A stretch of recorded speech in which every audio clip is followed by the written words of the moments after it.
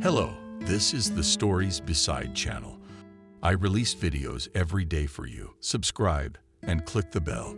Jack stood on the old footbridge, staring gloomily into the dark water.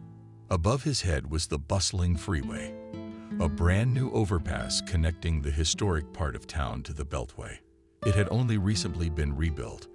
Now it loomed over a small, ancient bridge, like a colossus over a Lilliputian who had come from fear. There he was. Jack seemed to himself just as small and insignificant. How long had it been since time and his meteoric rise? Huge financial successes. How long had he counted himself among the strong of this world, having achieved everything he could wish for? How naive was he then? The country boy, who had joined a gang of robbers after school, had made his first fortune in the criminal protection of small businesses. Yes, his mother was right when she tearfully tried to talk her only son out of this unrighteous life. Jack, son, come to your senses before it's too late. I beg you. This life won't do you any good. Stop it, mother. He wrinkled his nose like a toothache. What do you want me to do? Go work as a tractor driver. For life, like my father. Well, why not? An honest life is always better. Aren't we living badly? Don't you and Cindy need anything? We had no palaces, no yachts, but we've been standing on our own 2 feet as long as my father was alive. And the house and everything we have. Your father worked hard and didn't rob anybody. What about you, me? With Jack, didn't you think that kind of life wasn't good for me? No, to each his own, you know. I don't want to spend all my years in the country. I want to see the world. And we're not rotting anybody. For your information, we just provide conflict resolution services, smirked Jack. Ah, is that what you call it now? Bitterly, the mother sighed. If your father were alive. That's enough. The boy cut her off abruptly. I've had enough of you and your lectures, father is father. That's it. I'm not him, you know. And I'm going to live my own life. I see. She looked at him with pity and even sympathy, as if he were still an irrational child. He was furious, so he slammed the door and went out of the house. He didn't come back for a few days and spent the night at his new friend's house. Then he came home, packed his things, and left the house for good. At least that was what he thought at the time. During the years of his father's life, Jack's parents' house was indeed a full bowl.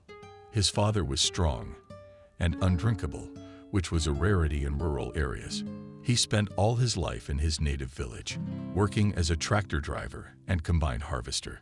In general, he was always on the first-name basis with any machinery. He even assembled the car with his own hands. He bought it for pennies, and in the opinion of an auto mechanic, it was not subject to restoration from an old wrecked Zhiguli body. Over time, the used motor of various parts. Where? From whom he borrowed unnecessary, where he found, where he bargained cheaply. I worked hard for several years in my workshop, equipped in a garage, and then almost a new car turned out on the driving qualities and went it for mushrooms, and the city and the fairs, in the neighboring village, and everywhere in general. They lived very well by country standards, thanks to his father's healthy lifestyle, which he had inherited from his parents, baptized old believers. Jack still remembered his grandfather as a tall, leaning head-to-toe onion elder with a long white beard. As children before school, he and his sister sincerely believed that their grandfather was Santa Claus. Very striking was the portrait resemblance to the image of a fabulous grandfather, smiling from the Christmas cards. True, their grandfather was always strict, not very talkative, always busy with business, and only on weekends on Sundays, when he did not work and did not allow others. Yes, on big church holidays he allowed himself idleness and banter. So did his father, his uncle, and his father's 5 other sisters. All grew up under such care as serious and hard-working people. No one drank, no one left for the city for a better life. Now this family was the current backbone of the village, together with their own families. A friendly big family Blagovshinsky them. I think, on their strong shoulders carried both in the Soviet and perestroika years, the collective farm, and then the new joint stock company's area, which replaced the old red area. Both the men and women of this family had worked the land from childhood, and all the mothers of the surrounding youth dreamed of becoming related to them. But Jack was the lousy sheep in that family. He was the sheep of the flock. Lord, day and night she prayed for her only son and cried all the time. I regretted her husband's early passing and her son, whose upbringing, being a widow, she had missed out on something important. And Jack, remembering his father, was invariably angry.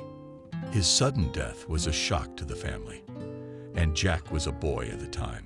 Learning as he did the other circumstances of his father's death from then until this day, he asked himself one single question: why? Why did he go there? Did he want it more than anyone else? Left them all orphans, but he could still live and live. Not one of them, though. He was the only one who was tortured by such a question. The circumstances of his father's death were truly tragic. One day, in a hot harvest country, he forgot the glasses in which he was reading in the evening in the sweeper. He settled down with the newspaper, and there were no glasses. Anybody else would have said no, but never mind. I'll get them tomorrow. But my father, always easy on the rise, immediately got ready and went to the combine for glasses. On his way back, he saw, in the twilight, suspicious persons sneaking to the auto warehouse, where gasoline, spare parts, and many other useful things were kept. Frank immediately followed and witnessed a theft that had already taken place. The warehouse had been broken into, and the two intruders were already at work there, had left someone else's stuff parked next to his car, and those he had spotted in the dark coming out on the lookout, wandering around, and they had seen him too and arrived on the scene, outpacing the casual witness. "Stay where you are." Frank met with a fearsome response. "What on earth do you think you're doing?" He was indignant, not accustomed to being left out. "I told you to stay back," replied the talking Frank. "I looked closely in the dusk and could not make out their faces. Besides, the men had their hats and cap pulled low over their faces." But he recognized the voice. "John, was it you?" "Oh, shit," he confessed. The instigator of the theft got angry and raised his hunting rifle. "For the last time, get out of here, Frank, and forget what you saw. Then I'll give you a good deal and you won't be left out in the cold. It's not someone else's, it's ours." To this joke of his chief, the rest of the men laughed merrily and rudely. "It will not work out for you. John, put the gun down," Frank commanded. But the robbers were not about to part with their prey so easily. John's fellow villager fired a particularly hard shot to scare off an overzealous champion of justice. The bullet ricocheted off some iron and hit one of the thieves in the leg. He howled in pain, and Frank, taking advantage of the general confusion, sprang up close to John and began to fight him, wrestling the weapon out of his hands. In the fight, John, he later claimed, accidentally pulled the trigger again. Frank went down without breathing. The shot went right through the heart. The investigation dragged on for months. All the perpetrators were jailed. All the loot was returned. Only Jack's father was never recovered. He had been his parents' benefactor since childhood. He took the loss very hard. He withdrew into himself, became moody, rude, started smoking at the same time. But he also ended up with a bad company. He never talked about his father since then, and he never talked about his family at all. In fact, in the circles where he was now, nobody cared about his past. Everyone in the group had a story to tell. They all had their own baggage and their own skeletons in the closet. Gradually, his and his boys' criminal business grew into a network, reaching as far as the nearest town. There's more. Jack was spotted by birds of a higher flight and made an offer that was impossible to refuse. So he found himself in a city large and very far from his native home. Lost now in one of the countless villages. For the first few years, things were going remarkably well for both Jack and their entire shady business, stretching its tentacles like a giant octopus into all areas of city life. No business of any significance escaped its common fate. It was controlled, milked in exchange, providing protection from countless and far more reckless gangster gangs. Soon Jack, a smart and observant guy, began to realize that his executives had the right connections in both the agencies and the government. He had his own people in the police department, the mayor's office, and everywhere else any problem was solved for dough. Everything depended on the amount of bribe, just like everybody else. I saved enough money. Jack opened his first legitimate project. He opted for a fast food joint, and he didn't lose. The network of fast food, which he purchased as a franchisee, began to develop rapidly, bringing good profits. The next step was filling stations not at the most passable points. Everything there was already occupied by more high-ranking owners, but on the highway adjoining the city. And the project paid off. 8 years after the beginning of such an independent life, Jack became in the eyes of the common people the big businessman, having everything you could wish for several expensive cars, an apartment in the center and another one on the waterfront, another for a mistress country cottage with a large plot in a prestigious place, servants to maintain it, all in order, and money. A lot of money. Money gave him freedom, independence, confidence in the future, a chance to see the world. In short, practically everything. He didn't have a family yet. He wasn't in much of a hurry to get one. He was fine as he was. Jack barely remembered his mother and sister, whom he had left to their fate years ago. Jack was in a dazzling smile. A young secretary whenever he came into his office, and the guards invariably took to his visor, smiling absent-mindedly if he was in a good mood. He would pass by, barely dignifying the guards with a glance, and Helen the secretary would affectionately pat her on the shoulder or even playfully pat her just below the back. She wouldn't have minded if the handsome rich boss had allowed himself more, but right now Jack was infatuated with his current fling. So Helen had nothing to catch for now, but she hadn't given up hope, always ready to oblige as the situation demanded. "Hey, bro." One of his partners in the new business entered the office without warning. They'd grown out of the punk scene these days. It had been a long time since they had gone on raids to collect bribes from businessmen. Their own businesses were, of course, free of any kind of roof, but they regularly brought the due to their elders. And they, in turn, kept a piece for themselves and passed it on to the very top, where exactly that notorious big score was located. And who was he? Jack, like others at his level, did not know. Nor did he ask himself such a question. It was none of his business. Great.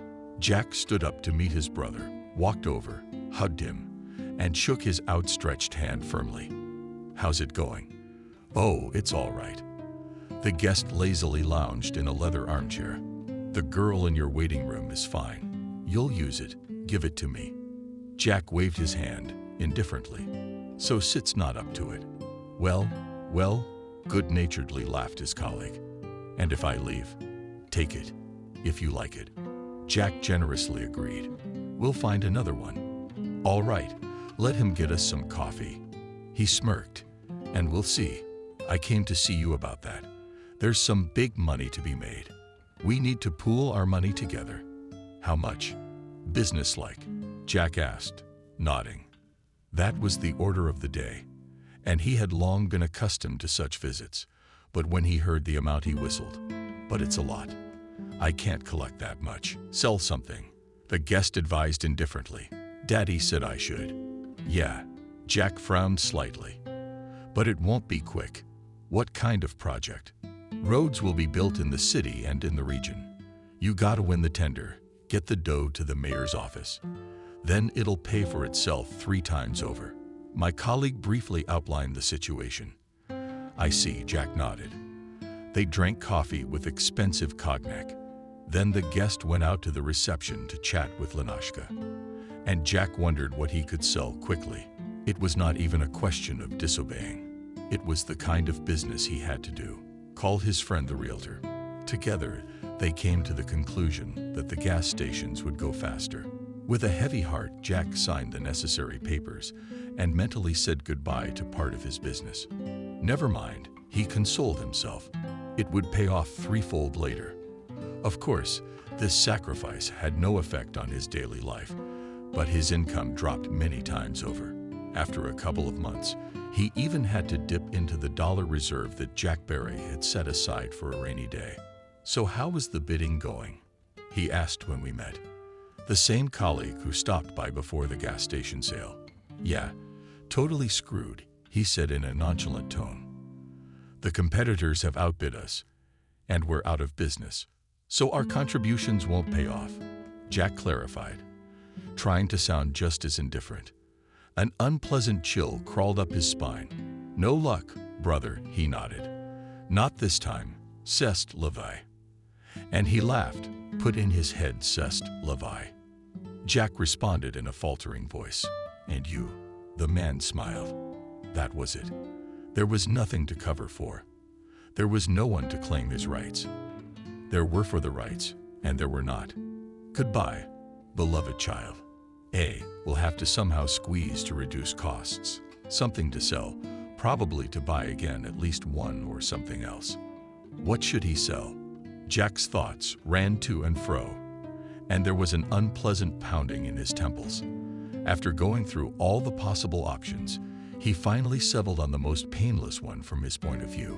"Hello, sweetheart." When he entered the apartment where his mistress lived, he found her lying in a drunken bathtub. "Oh dear," the girl rejoiced, making the welcoming mask.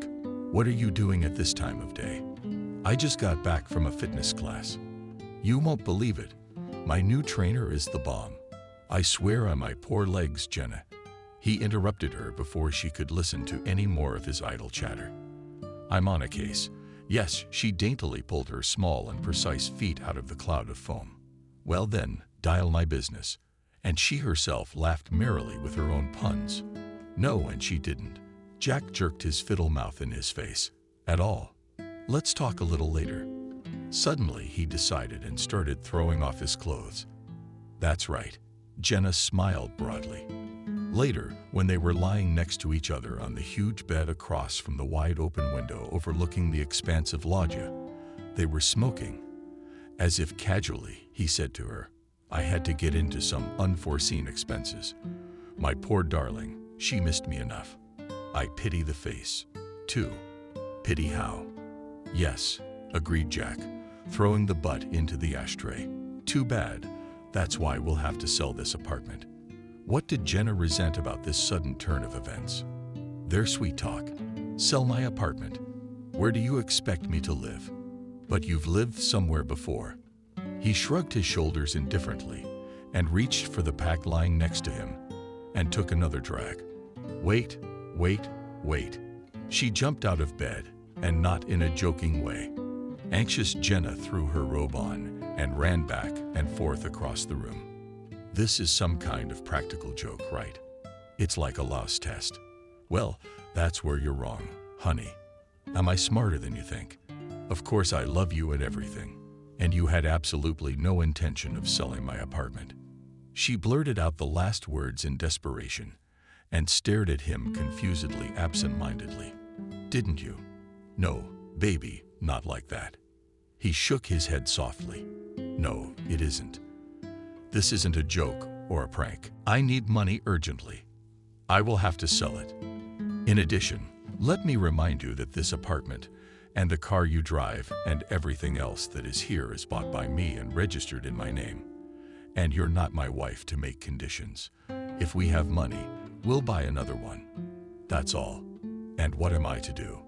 The girl's lips were trembling, and there were tears in her eyes. "Where to go?" "You can stay at my farm for now," he said, "or come home for a while." "How do you like it?" "Look, you're really something." Jenna was indignant. "Where do you think you're going?" "Back to my mother's crib. The one I saw in a coffin and white slippers. Or the dorm where me and the girls used to live before I met you. And the Dakas are in the middle of nowhere. A lot of people go from out of town." "Jack, the silly Jack," said calmly. "If I have to do it, I have to do it. Don't yell like that. You ain't the first. You ain't the last. You'd better thank me for not putting you on the street at all. I know exactly what's going on. Oh, you know, Jenna, you realize that you can screw over an honest girl and make promises first, to get her used to the good life, and then dump her like that.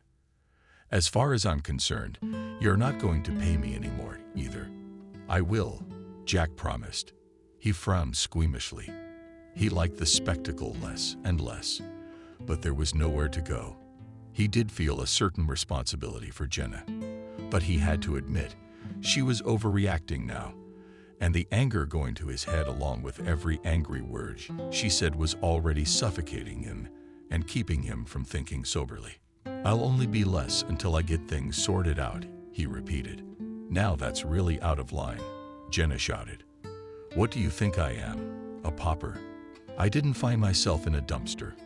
I didn't find myself in a dumpster when I agreed to have sex with you. I've made it clear what I'm signing up for. You give me a life of security. I give you love and affection. Isn't that right? And you took advantage of my innocence. How'd you get your innocence kicked in the ass? Laughed in her face. Jack, stop telling me fairy tales. You'd think. I don't know how much innocence you were ashamed of. And that's enough bullshit. Like I said, that's the way it's gonna be. Your job is to keep quiet and listen to the woman. And if there's something you're not comfortable with, go home. Go home. To mommy's wing. At this point, he decided to end the pointless discussion. He gathered his things leisurely, got dressed in the big luxurious bathroom, and left. No more, not listening to the pathetic shrieks. The next day, I called the realtor again, handed over the paperwork for the apartment, wrote out a power of attorney, and the proceeds from the sale should have been enough to buy out some remote gas station. It wasn't much, but it was a relief. I had to make up for it somehow. Jack, your whore surprised us here. Soon he got a call from a realtor who'd been in all kinds of trouble. What else? Jack responded, irritated, busy at this time with the contribution of his manager. Come and see for yourself, the woman said ominously, and hung up. Holy shit. All he could utter when he arrived at the place. Clean and neat. The apartment, luxuriously done the day before, was now a rather pitiful sight. It was filmed and seen. There was everything that could be taken away. There were no plumbing fixtures in the units, not a word at all. There were only shiny black holes instead of the Italian toilet, expensive jacuzzi tubs, and bidets.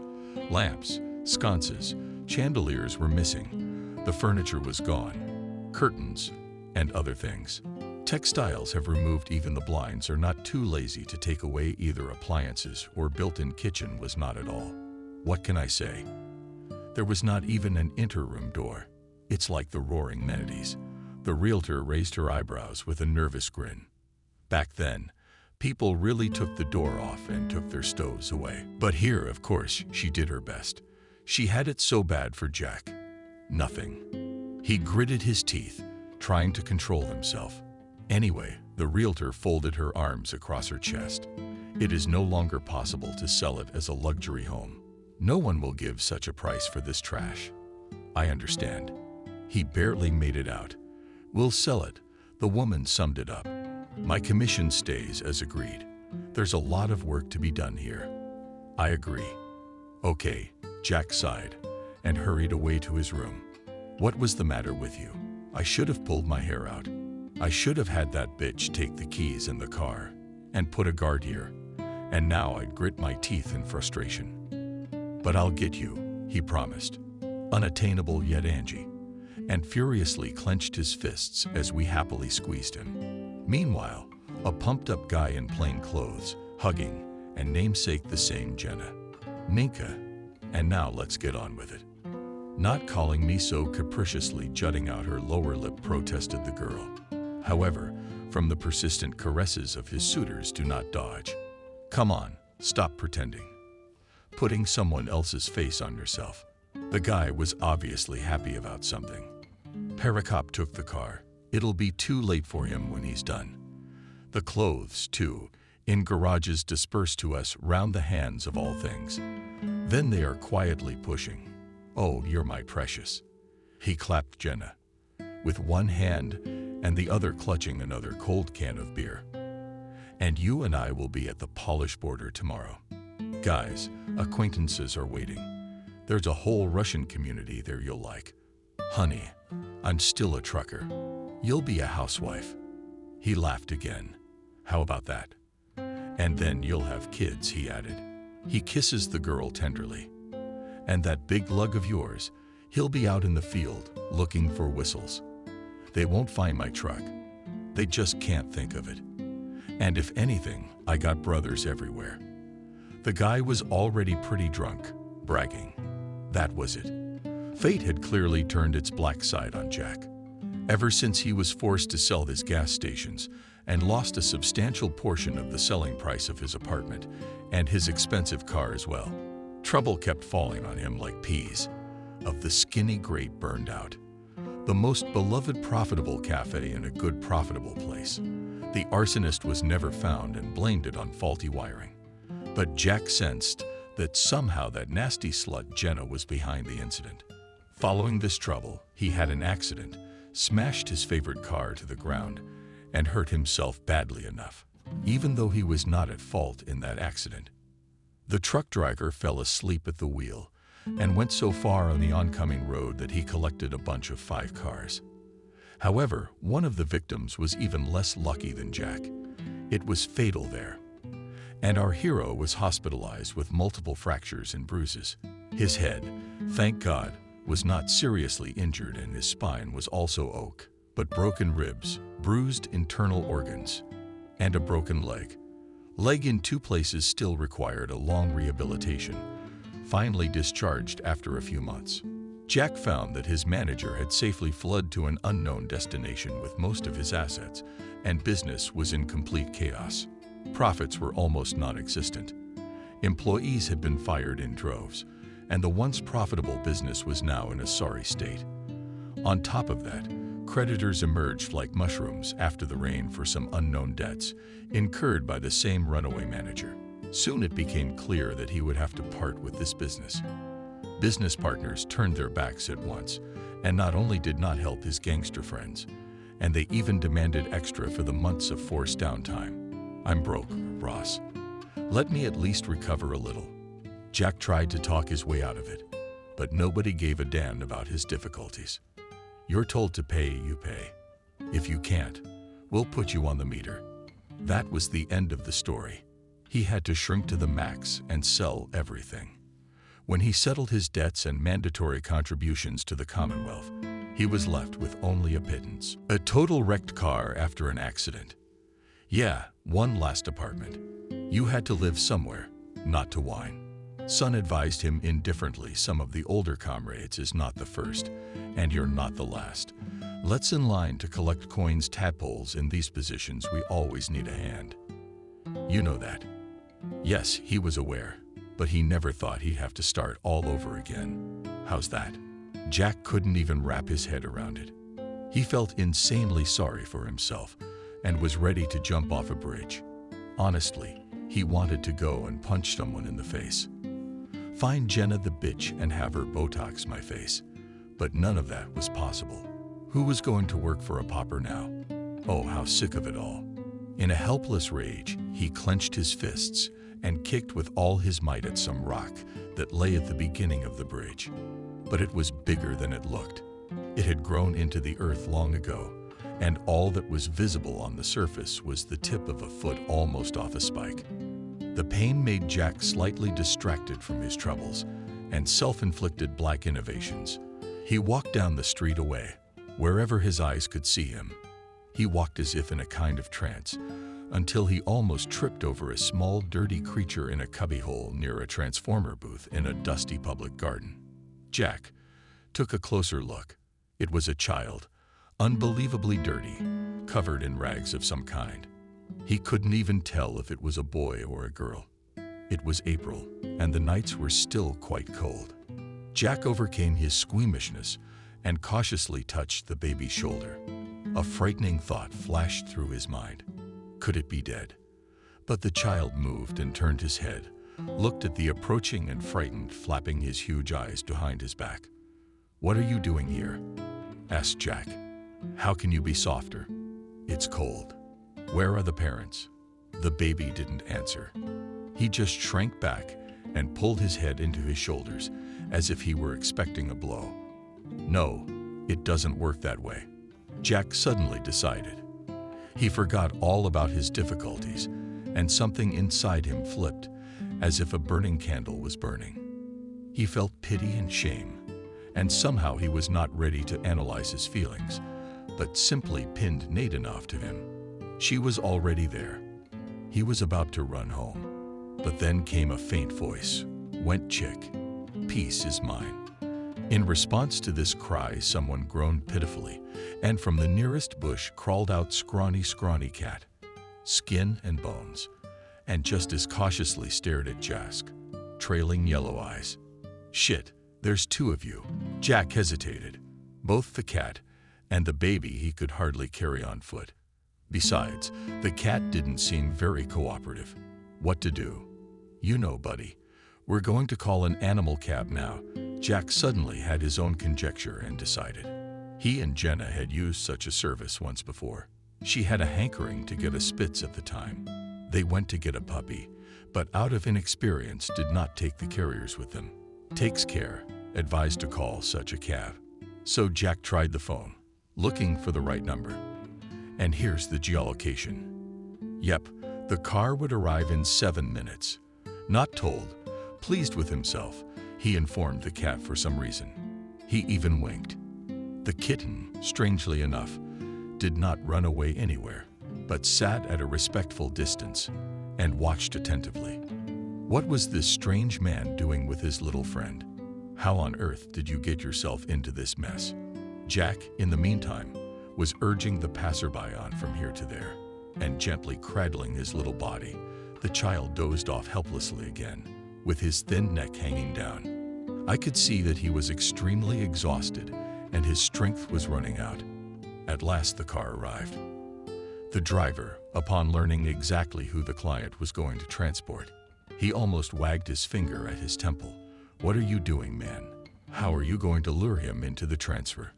Look, it's a sick stray animal too. Is he going to give me some kind of disease or something?"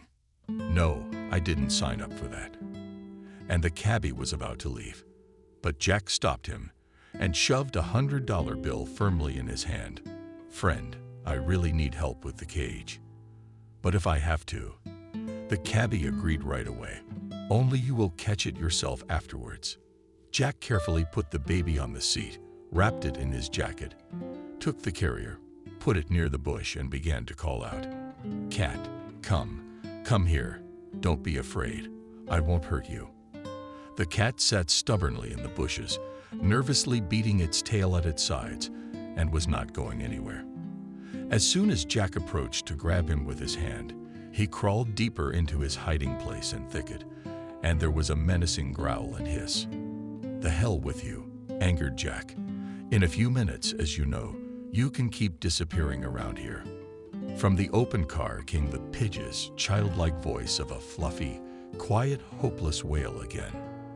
The cat got alert, raised its ears, stopped hissing, and as a shadow slipped out of the bush, assessed the situation, and in 2 seconds, having passed all obstacles in the form of a terrible stranger and a cage, jumped into the car, sat down on the back seat near the human lump, and hissed furiously at the return driver. Like a tiger shook his head. How to ride with him. Slowly drive. Told Jack, who still hadn't lost his bossy intonation. He climbed into the front seat. I was careful to fasten my seatbelt to the child in front of me. "He won't do anything to you. You see, he's guarding his friend. If we get there without incident, you'll get the same amount of money." The emboldened driver shook his head resolutely and drove off. He had driven jerks like that before. Not for the first time. Still, his natural curiosity soon got the better of him. So he asked Jack before he dropped off his strange passengers, and he pointed with a nod at the child. "Mine," answered Jack in the affirmative, and didn't add another word. Just slipped the cab driver a few more bills. "So long." The chief waved him off. "Call me if you need me." Jack gently pulled Nadine out. The cat followed, and the three of them disappeared into the entryway of a nice apartment building. Yes, business. Shook his head, The driver carefully folded the proceeds and departed, finding himself in the familiar warmth of his comfortable apartment. Jack was suddenly horrified, almost as he imagined what his little one had to endure.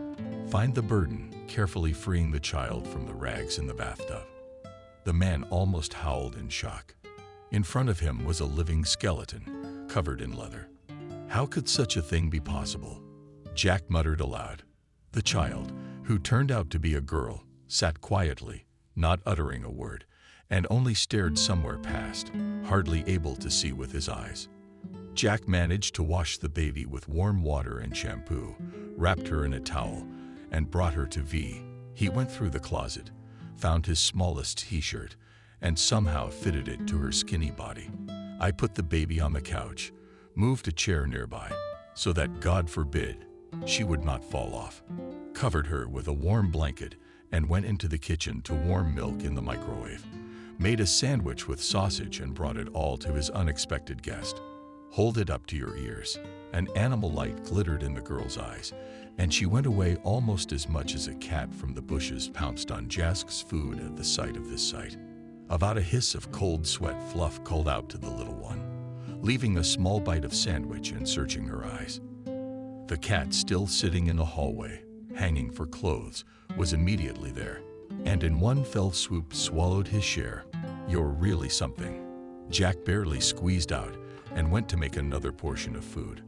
The cat opened a can of Sprats in the kitchen. There was nothing else suitable, and he poured milk into the saucers. Kitty, kitty, called out to the animal. I didn't have to say it twice. In less than a minute, both the tin and the saucer were clean to a shine, and the girl swallowed her food again instantly. But she didn't say anything. She just sighed contentedly and threw herself on the pillow with her eyes closed. The cat crawled under the couch and fell silent there. Jack began to think. He needed a doctor. That was understandable. But if he took her to the clinic, they would ask a lot of questions that he didn't have the answers to. And of course, they would take the baby to an orphanage. Then he, Jack, can hardly do anything to help her. What is he? An out-of-work gangster, a bankrupt businessman. He doesn't even have a job history. No child welfare agency would give a child to someone like that.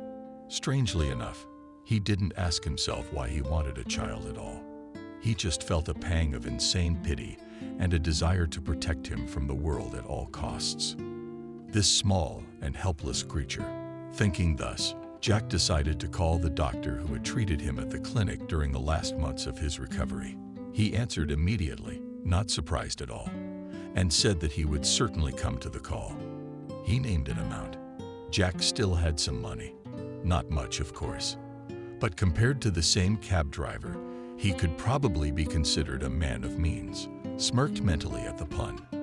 The guy, while waiting for the doctor, decided to clean up a bit. It had been a long time since he had had to do this sort of thing.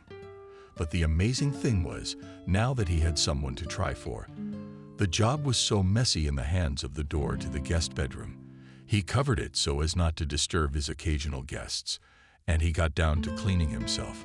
Then he went to the store near the house and bought the first jars of baby food, milk, loaf, canned food for the cat, some cooked, good sausage and other small things. In the evening, the doctor arrived, saw the patient, whistled a little press. Where did you get her from? Jack said she must be hospitalized. The doctor pronounced the verdict unquestioningly. She is extremely emaciated. Lice God knows what else. The child must be examined and parents or guardians must be found. I'm her guardian, Jack, and I'm not going to give her up to anyone. Her parents are probably looking for her. The doctor tried to reason with his recent patient. Is that how it's done? They find a stray on the street and decide to keep it, like a cat. It's a human being. She needs both documents and proper custody. Look, doctor, Jack pleaded. Do you see the condition she's in? The custody she has now. Don't you know how things work there? Let her stay with me until she gets better. Maybe later she'll be able to tell me something. The girl looks about 4 years old. The doctor squinted. She won't say anything. She's in shock now. If she remembered anything at all. She had forgotten everything a long time ago.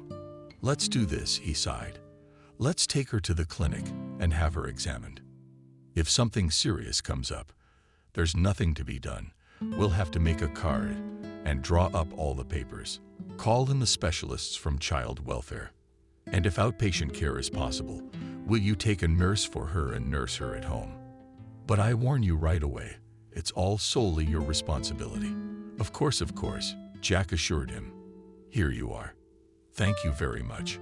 Fortunately, nothing more serious than malnutrition and developmental delays were found in the girl. For the second month, she was at Jack's house, with 2 nannies on duty at all times. It was as if the boy had grown wings. He wanted the girl to get better so badly that he would do anything, even if he did not go back to unloading wagons in the criminal structure. And since he had no debts and there was no more business, no one was looking for him. Jack looked for a good repair shop and a cheaper one.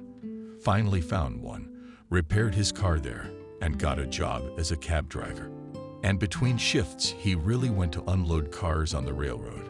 Tired as hell. But at least I had something to provide for. For money, for treatment and care. And not even getting into his meager by previous standard stocks. Yes, he named the girl Molly, and her fortune made a big difference. She got better. She didn't look like a living skeleton anymore. She began to speak and even smile a little bit. The cat, invariably present next to me, also distinguished itself. He grew a new coat, stopped hiding under cupboards and beds, and still guarded his little companion like a good sheepdog. Allie smiled at the little girl when she saw her patron, mangling his name ridiculously.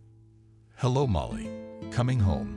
He brought her sweet buns with raisins, chocolate ice cream, colored pencils, plasticine. "How did you manage to go for a walk today?" And the girl nodded. "We went for a walk with the nanny. We walked for an hour in the morning until it rained," said the nurse.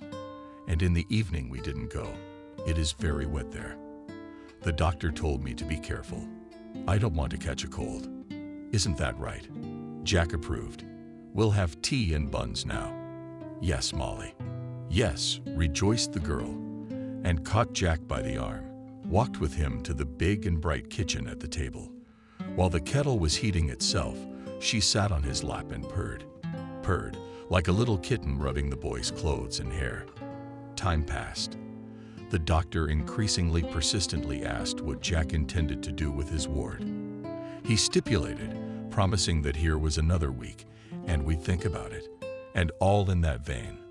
In fact, he broke out in a cold sweat every time he imagined what would happen if the day were taken away from him. How would he live then? For what, in this little girl, was now the whole meaning of his existence. A whole world previously unknown had come into focus. In the end, Jack decided on this. It was no longer possible to stay in the city. That was clear as day. A little more, and the doctor would help, and the kind neighbors would report him to the proper place, and the ruthless officials would take him away for the day. So he had to go somewhere where no one would find them, and no one would ask too many questions. But where to exactly? Where to find such a place? Jack thought long and hard, guessing this way and that. If only all this had happened before, when he was rich. Then she and Molly would go anywhere in the world, even to the Maldives or the Himalayas. And they would have lived happily ever after, though, thinking along those lines. Jack had somehow discounted the fact that as a formerly rich, indifferent, and calculating man, he would never have thought to trudge around the city on foot, looking at dusty roadside squares. There was only one thing left to take home to his mother for the day. Jack had no doubt at all that she would accept the girl as her own. It was all right that they had not seen each other for nearly 10 years. Never mind that he was a prodigal sheep and the last bastard.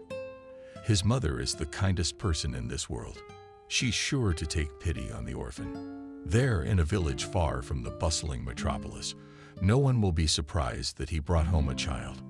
We'll say that her mother died, and the documents burned, and Molly herself in the countryside, and the fresh air will be so good.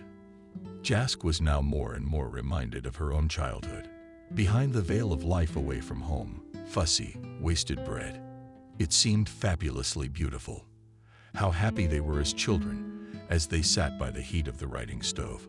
On long winter evenings, when the adults, having completed countless activities of the day, rested, indulged in simple domestic pleasures, Mother would knit.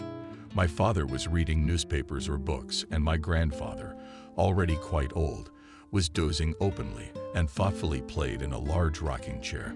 My uncle and my father's sister's aunts also came, bringing their husbands and daughters-in-law and their children with them. Noise, clamor, and joyful laughter. And afterwards they sat at the long, simple table made of smoothly abstracted boards, all together eating barbecue. I can't help but salivate. How we used to run across the courtyard to the bathhouse in boots on bare feet. How we used to decorate the big Christmas tree. And in summer, there was no better time than the hot smell of berries and fresh leather grass. A country summer. The river, the mountains, Svoboda, the sand pit, where you rode down the slopes like an ice slide, sighing clouds of sand, looking for eggs, fish their lizards swimming in a big pond, humming fish at dawn. God, once you start remembering, you can't stop. It's all settled. He and Molly are going home to the country. And there was only one nasty thought dragging at the soul like a beetle on a tree. It wouldn't let it rest. Is his mother still alive? Lots of things. Jack decided defiantly not to take them with him, and not to let them sit on them beforehand, lest he guessed his intentions beforehand. The doctor, who is already frowning more and more every day.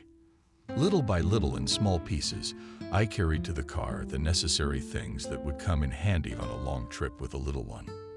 A pack of diapers, wipes, wet supplies of water and food in sold-out packs, a couple of toys so Molly is not bored on the road, some clothes, bought something new, took some of the old stuff away, and even bought a second-hand map. I waited till the planned day, sent the nurse to the store, asked him to buy something urgent for the day. I put the cat, which got used to the new master, into the carriage. He left a power of attorney for the apartment in advance with the same realtor. She had never once let him down. She knew and did her job. Well arranged and where, to which card to send the money. He didn't tell her he was leaving for good either. Said he had to go away on business for a while. Here we go, Molly. Jack fixed the little girl's jacket. Now, you and I will go to the village to grandmother's house. Very demanding, capricious little girl stretched out. Where's a bite? With us. Don't worry, it's sitting in the back. Look. He took out a plastic cage and showed her. See, our Fluffy is coming to the country with us. And Molly smiled. She likes to ride in the car with them. Jack often took her to the park or the waterfront for a walk. And now the girl decided that they were going on one of those walks. You get some sleep. We're going for a long ride. The guy gently strapped the baby into the baby seat with a harness. Long, but fast, you know. Yes, Molly nodded and smiled dazzlingly. Let's go, Daddy. Let's go, daughter. He looked at Daddy's Molly with emotion, and she had only recently begun to call him, at the instigation of the babysitters. And when Jack heard her call her for the first time, he almost burst into tears.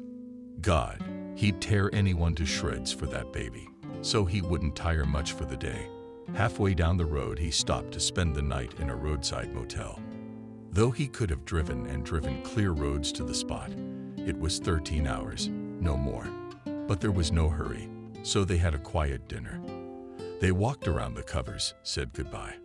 They read a bedtime story about the princess, and Molly went to sleep peacefully by her caring daddy. And the daddy was not a fool, and being afraid of being chased, covered the license plate with a special film. Now they could not be found, even on the cameras, if they were caught. Early in the morning they drove on, and in a few hours they reached the border of Jack's home region. Here began the most familiar land of his small homeland. It seemed as if every tree, every roadside pole, and even the stray dogs lying lazily at the gas stations on the road greeted them in a special way. What is it with me not like old age creeps up with surprise, he thought, and then, laughing to himself, chased away foolish thoughts. What the hell is old age? He wasn't yet in his 30s. Next year, he would be. It was getting closer and closer. He and Molly drove up to Jack's home in the village. Home sweet home. How good is it here? How peaceful, no big city noise. No, the perpetual hustle and bustle, and smiles, and running around. The expanse, the heavenly breadth of the vast fields running away into the distance. Jack opened the windows and the fresh, clear, particularly piercing air of autumn filled the cabin. He sighed greedily at this tart aroma of rotten grass leaves, stored skipping mushrooms, and manure. And he himself did not notice how the road sign with the name of his village already appeared. Molly by pulling him serenely sleeping girl. We're here, we're coming out soon. Wake up, baby. Molly baby muttered, waking up and wiping her eyes with her fist. Molly baby. Yes, yes, of course. Baby girl smiled the happy daddy. In the last month his Nadia began to speak better and better. And here I am even correcting my father, you are my good one. He parked near the common house, unbuckled the chair, picked up the girl in his arms, and stepped toward the familiar to the painfully familiar gate. His heart clenched in his eyes. Tears came to his eyes.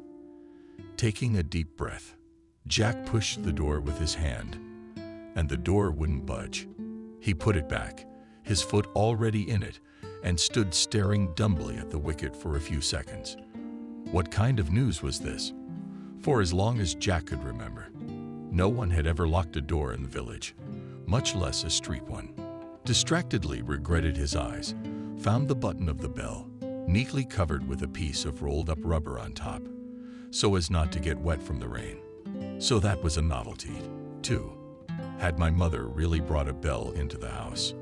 I couldn't believe it, but the facts spoke for themselves. With a shrug, Jack pressed the white round button for 2-3 minutes. Nothing happened. Then he pressed a second time. A couple more minutes passed Daddy to her in a searching tone of voice. Molly, frozen, when do we go to the cabin? We'll go now. Jack promised her, but not so sure anymore. He was just now assessing his options for climbing over the low fence. Climb, however, or go around the house and knock on the back windows from the vegetable gardens. There had been no fences there for centuries, but everyone's vegetable garden was down by the river and potatoes grew freely. What in the world is going on here? Jack grumbled unhappily, and was about to really go to the back of the house. But then the front door in the orchard slammed, and along the little path along the apple trees a figure, not a mother, moved. A man or something. Who do you want? He looked at Jack cautiously. He asked, stepping closer to me. The guy was confused. Blagoveshinsky, anyone? He added. With horror, I realized that not all of his relatives could be alive. But at least someone must be left behind. The man muttered. Distant relatives again. Sort of. Jack agreed. Now the man muttered, but he didn't open the gate. Instead, he turned and walked back to the house. Grandma barked, so much so that Jack shuddered. He was relieved to see she was alive. My mother, through the densely growing apple tree branches on the pathway, again loomed. A woman in a simple house dress and galoshes on bare feet came closer, smoking chili in an old new coat. Mommy, Jack said quietly. Mommy. The woman froze in place and stretched her neck under her blind eyes. And there is definitely an old hunting dog. What was it that didn't look like Mommy? Jack stepped forward and leaned over the low wicket and held out his hand to his mother. Mother, it's me. Jack, Jack. The woman moaned pitifully and thinly and staggered back. The boy grasped her forearms tenaciously and with the other hand pressed against her neck. Molly, hold on. Mom, don't fall. It's all right. Jack, Jack. Repeatedly, mother grasped the fence with her hand. Jack, son. Open up for us, Mom. The boy asked you locked up. Locked up. The woman echoed back and then came to her senses. God, what am I doing? I stepped forward awkwardly. She pulled her whole body toward her son and sent him to fumble, rather than to see Jack's baby in his arms. And who is that granddaughter you have brought to you? Molly's son, smiling contentedly, informed her. Oh my God. The mother put her hand over her mouth, raised her eyebrows, noisily sucked in air. God, thank you. You waited. Come on, don't cry, Mom. What are you? Scared Jack. Such a violent motherly reaction. Is it necessary to cry? Are we going to rejoice now? Let's go inside. Mom, Molly's freezing. Yes, yes, yes. Mother's got it all figured out. Come on, son.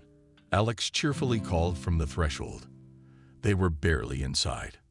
Alex, what's the joy? And Jack came and brought my granddaughter, Molly. Jack came out of the room. The man was staring at the new arrival. Was it you? Alex. In turn, the lad was surprised, recognizing in a strange man his former teacher. He was used to giving a good kicking and hitting right and left and demanding angrily that the boys get wise and do something instead of smoking around the corner. Jack put his clothes down on the floor, and his mother immediately began to fuss over them, and if by whispering all kinds of funny words. Who's that? There's such a nice, little, lovely one. Whose sweet little girl is that? Is it Daddy's? She looked at the strange woman distrustfully. Molly, ready to burst into tears. Fluffy, she called, finally remembering, as always her friend and protector. Daddy, get the Fluff. My daughter. Oh yes, Fluff. Jack squatted in front of the baby. I'll go to the car and be right back. I'll get the Fluff. Don't be afraid. Okay, I'll be right back. Okay, with tears in her eyes, Molly promised quickly. She asked pitifully. But Jack had already gone out for the transfer to the car. What's that supposed to mean? Alex grumbled grudgingly. Barely a door behind the guest. He hadn't set foot in his mother's house for years, and now this. That's right. He wants to hang a baby on our necks. Come on, Alex. The woman said. He's my son. Can't he visit his own home? Then Jack came back, and the conversation was over. The usual joyful inquiries began. Where, how, what? Who was whistling merrily on the gas stove kettle? All kinds of food appeared on the table, and the cat, released from its cramped cage, immediately crawled under the sofa in his old habit of not trusting anyone. What a cat! The muzzle is wide across itself and unusual color, said Alex. The pedigree would look like a Briton, Jack agreed. But I don't think so.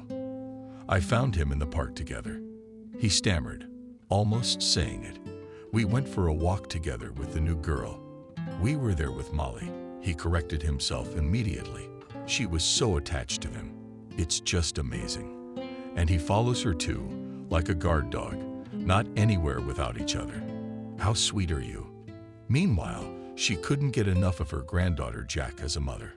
How old are you? 4. The girl got used to and imbued with the confidence of the kindly elderly aunt. 4 years old, she repeated, and showed the same number of fingers. Oh, what a clever girl. Reinforced new grandmother. Come on, eat, or they'll get cold.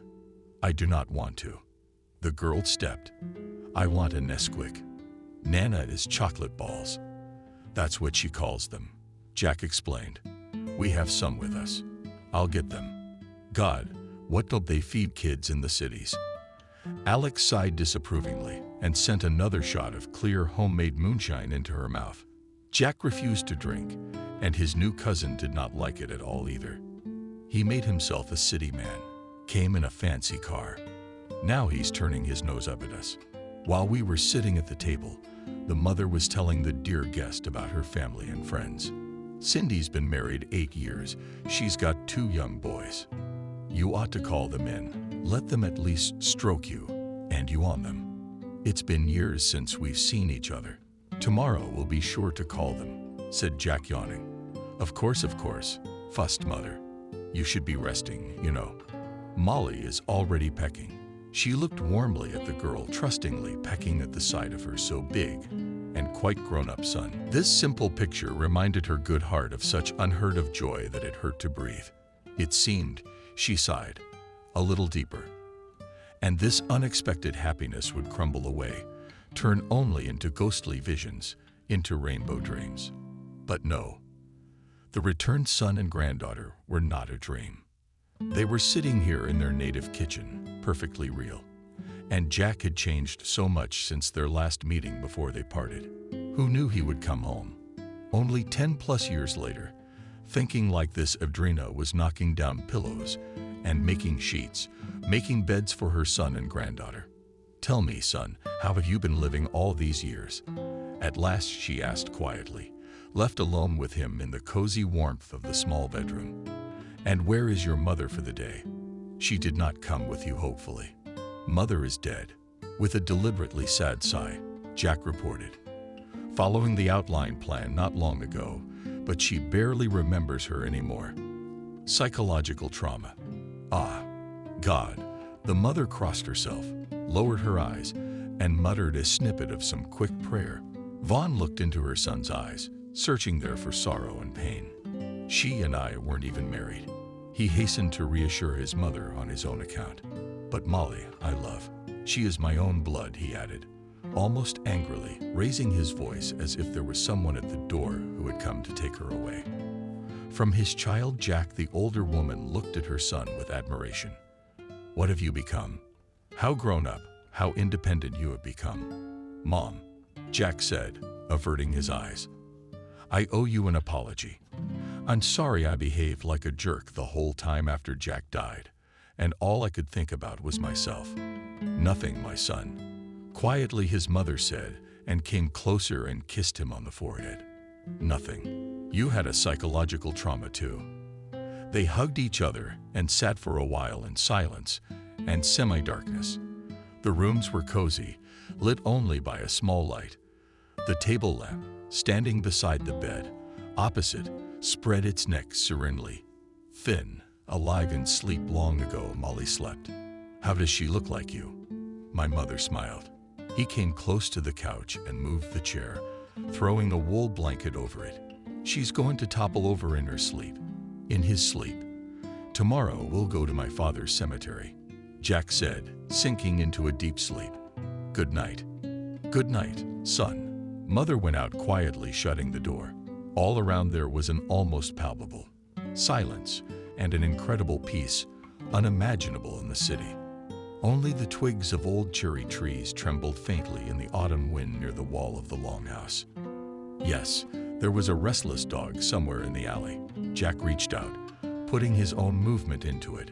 One last effort before falling into a deep sleep. A switch flicked, a dim lamp, and the world immediately plunged into absolute darkness, and morning greeted them with such bright and warm sunshine, as if it was still summer outside. My mother, who had already had time for a whole mountain of pies since the early hour, was also shining like the sun. "Wake up, my darlings. Good morning."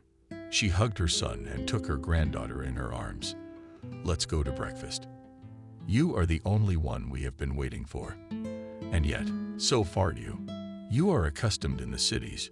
You read drachmas before dinner." You and Alex quietly stepped in, getting up from the chair next to the stove. "Come on." Alex cursed his mother. They must be tired from the road. Yesterday Jack, happy with everything at home, forgetting his sweetheart, did not pay much attention to the grumbling of the old man. So what if they got together with his mother? Didn't bother him much either. It was a mundane thing. She wouldn't be the only one to forge one now. And what right did he have to judge and meddle in his own business? The house and the household required a strong man's hand. It's quite obvious. There's a decent bathroom in the house too. Before, there was none at all. And the hot water was turned off. And in general, everywhere you look, you can feel the master's grip. And I brought you presents, Jack realized, and went back to the car again, and brought a big box. "This is a robot vacuum cleaner, Mom. It will crawl around and clean for you." "Really?" My mother flashed her arms. "They'll think of all sorts of things. And this is for you, Alex." Jack handed the man a beautiful upright box, a 10-year-old Georgian, and added a gift card envelope to a well-known supermarket chain, one of which was in the local district center. Well, for some reason Jack blurted out in a smile, "Alex, pleased with the gift." "You shouldn't have been." Yes, you should have. Well, let's go to the cemetery. That's his mother's.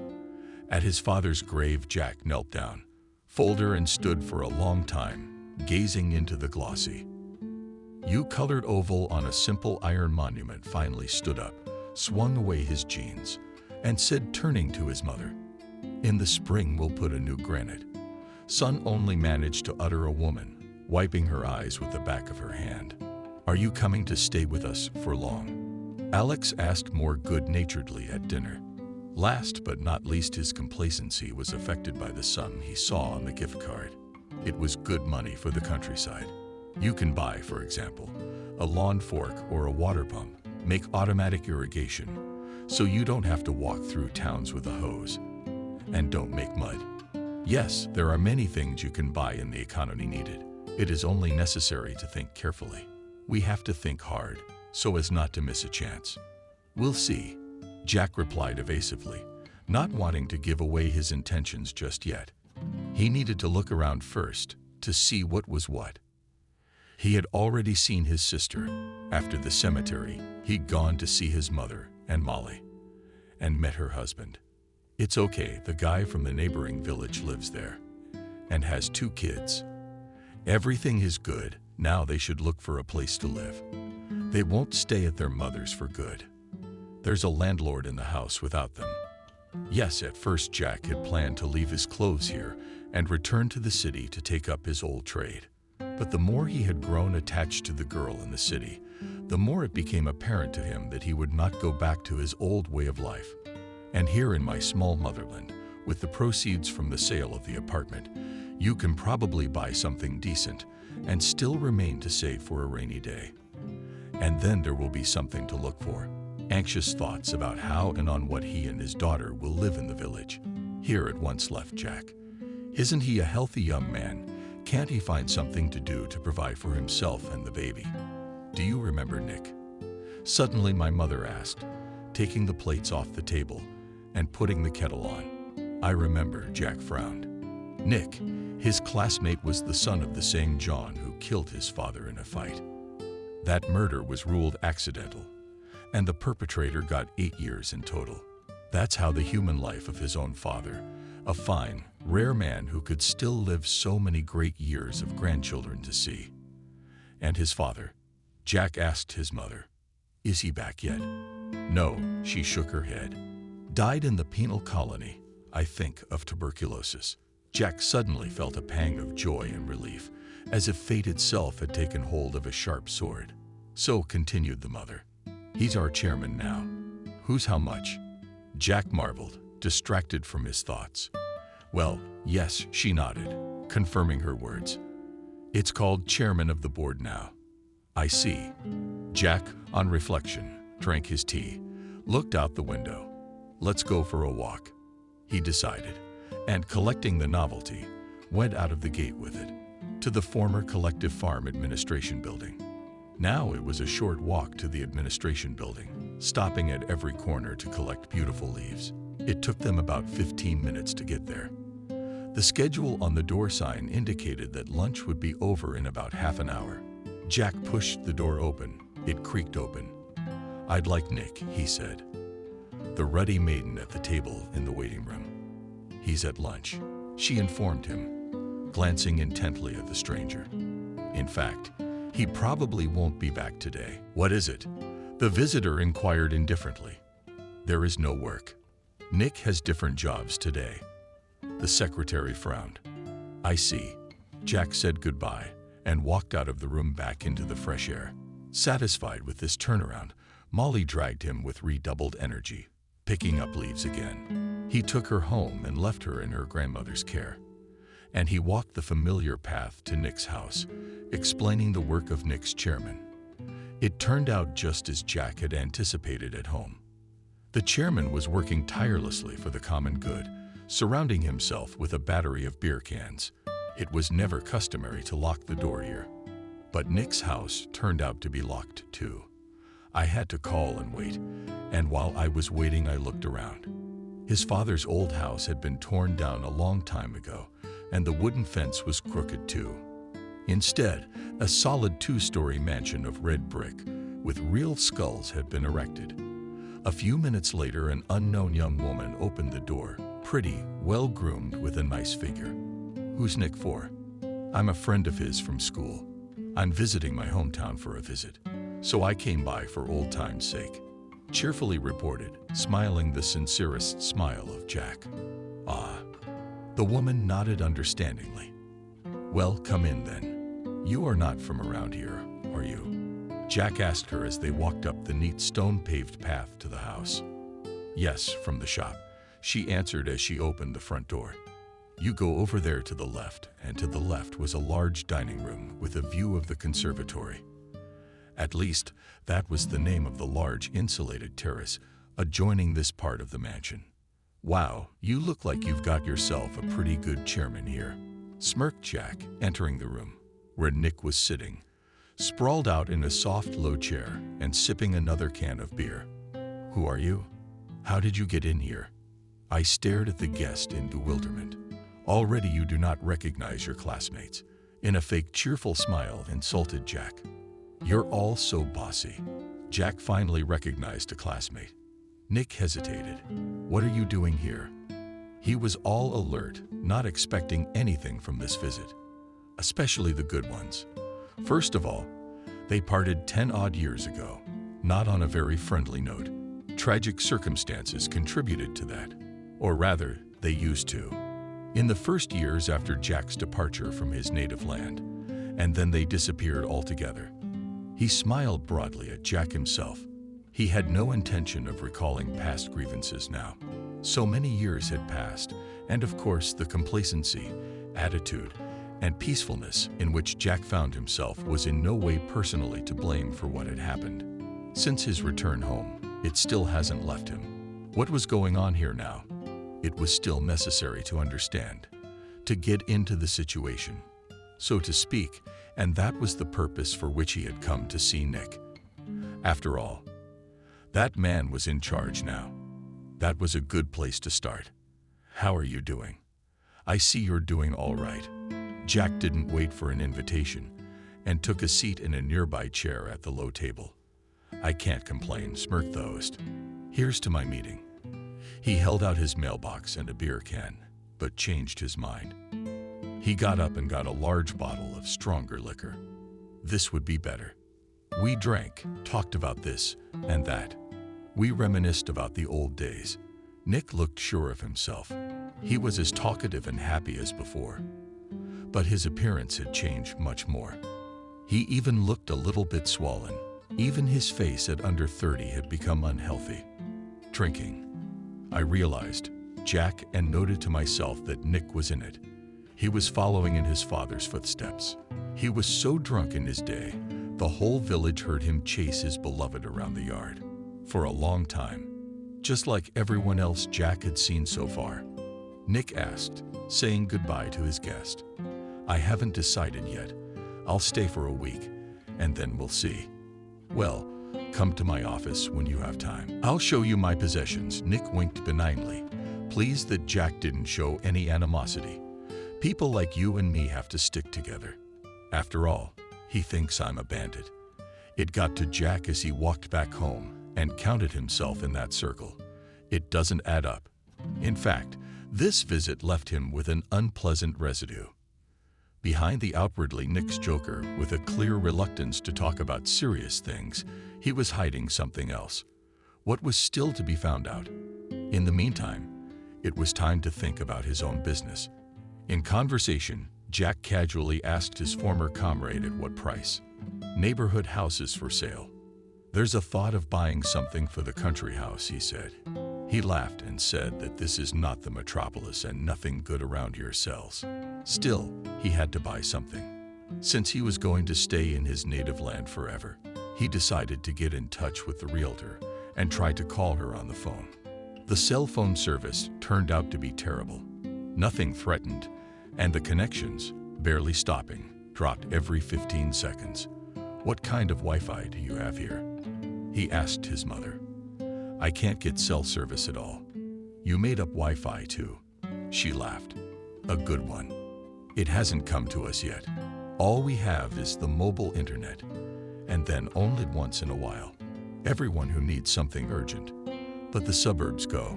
No way. Jack was amazed. They still haven't got normal internet. What a horror. And in neighboring villages there is only in the district center. My mother said with a wave of her hands. We do not suffer. But the young people, of course. Howling, of course. You can't even go to school without it now. Jack shook his head. Well, they don't think about school in the first place. Mother laughed again. So go to the suburbs, son. If there's anything important you need. Yeah, man, puzzled Jack and thought about it. It turns out that not everything is so smooth in the native land. And then it was as if it hit him. That's what he needs to do. He will open a company and become a local provider. He will set up normal high-speed internet in villages via fiber optics. The money from his apartment should be enough for such a venture. Small business loans are now available through the bank. We went over this more than once.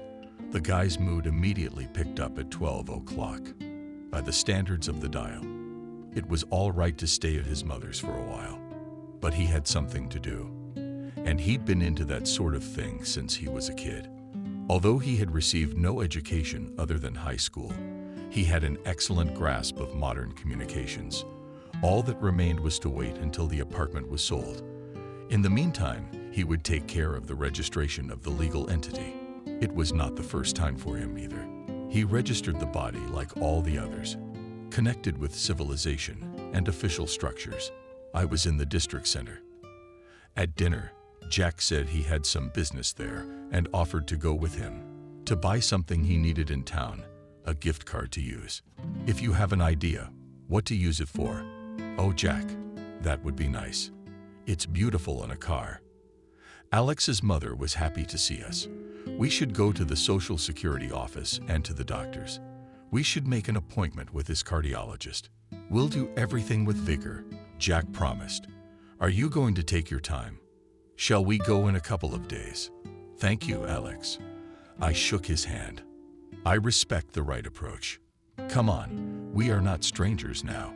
Jack smiled. Actually, if you need anything, don't hesitate to tell us. We'll solve everything. At Jack's apartment in the city the morning after his departure, the nurse, and the doctor met. Somehow they left. Where to? The doctor asked grudgingly. To rest, or what? Did he think he would be with someone else's child? I don't know. The nurse shrugged his shoulders. I have not been informed. Just wrote me a letter from the landlord saying they would be gone for a while. He asked me to keep an eye on the apartment, and he sent me money for a month in advance. He was kind of on vacation, and then we'll call each other. Well, I called him too, but his phone was unavailable. The doctor was indignant. The girl needs to be properly documented. She needs to do. What kind of approach? What irresponsibility? What kind of irresponsibility? Suddenly the nurse objected to him. Our Jack is a good man. He was a very responsible person, and he never treated me or my partner badly, always polite and courteous. He's very fond of the girl, in spite of the fact that she's a total stranger to him. But how do you know? I think maybe she's no stranger. Maybe he's not telling me something. And she looks just like him. And he calls her daddy. And he loves her for real. Why doesn't he want to do the paperwork? But that's his business. Everybody's got their reasons. Oh, you and your trivial grin, Dr. called off very impolite. It is necessary to check what he is going to do with the child. You see such diarrhea here. What bastards aren't there? But that's a bit far-fetched, isn't it? She's really pissed off. Honest woman. Jack's not a creep or a maniac. I know where you're going with this. You should be ashamed of yourself for saying that. And she began to open the door from the apartment to the entrance. Grumbling unhappily, she let him know that the conversation was over. The doctor was forced to retreat. As a man of responsibility and a good professional, he was tormented by the thought that by entrusting his life to his wealthy patient, he might become an accomplice to some heinous crime. Let us not criticize the honest doctor too much for such thoughts. It is true that he had seen a great deal in his life. He had all sorts of patients, and their motives were very different, and their minds were sometimes full of things that made one's hair stand on end. For instance, just now he was watching a girl from a very wealthy family who suffered from a peculiar personality disorder bordering on schizophrenia. It seemed to her, and had been for a long time, that a child had been taken from her, though she had not and could not have had any child. The girl had been ill for many years and was always under the close supervision of her relatives, either at home or in a clinic for the mentally ill. His doctor had been invited to see her recently, on recommendation, and he had managed in this brief time to be surprised by nothing for a long time. He had heard so much from her. However, to hell with her, with this poor mental patient. The doctor interrupted his own thoughts. There was something else to think about, whether or not to report the theft of the child to the police. For one thing, there is every reason to believe that the girl might be harmed in some way. Her so-called guardian left with her in an unknown direction. He did not confirm his rights to the child in any way, and he is not trustworthy either. It is not clear where he works, where he gets the money to live a pretty good life. Probably some gangster. See what kind of card he has. How can you earn money for such a car by doing it honestly? On the other hand, if Jack wanted to hurt the girl, why would he take such care of her? It's hardly a manifestation of a maniacal tendency. The doctor had seen them together more than once. The man treated her as if she were his own daughter, and there was nothing suspicious in his demeanor that a well-read professional eye could see. In the end, our doctor came to this conclusion. He would go to the police and ask if anyone was looking for a child who resembled Nadia by description. If it turns out that they have, then he'll tell them and let it happen. If not, he wouldn't say anything, and he'll explain that he had to check. A story he told to one of his patients, all the more so because she really did say something like that. At this point, the doctor calmed down, went to the diner, drank coffee with some bun, and went on with his business. The trip to the district center took place a few days later. My mother had to collect orders from neighbors who knew about such an event, finish some urgent household chores, find the necessary documents for the Social Security Department, and make a referral to the district doctor, who comes to the village only twice a week. And Alex was passionately choosing the new gas boiler. Every now and then, seeking advice from a colleague of two, they opted for a couple of highway models, and the guy promised all help from his side to install it on the spot. That would be great, rubbed his hands with a satisfied Alex. Because our old speaker is dying to be installed. It can hardly be bent. And then we will be saved only by the stove. We won't see any hot water at all. Yes, it's a good thing. Jack agreed. We'll take it and see how it works. The manufacturer gives you a 2-year warranty. All you have to do is fill out the warranty card.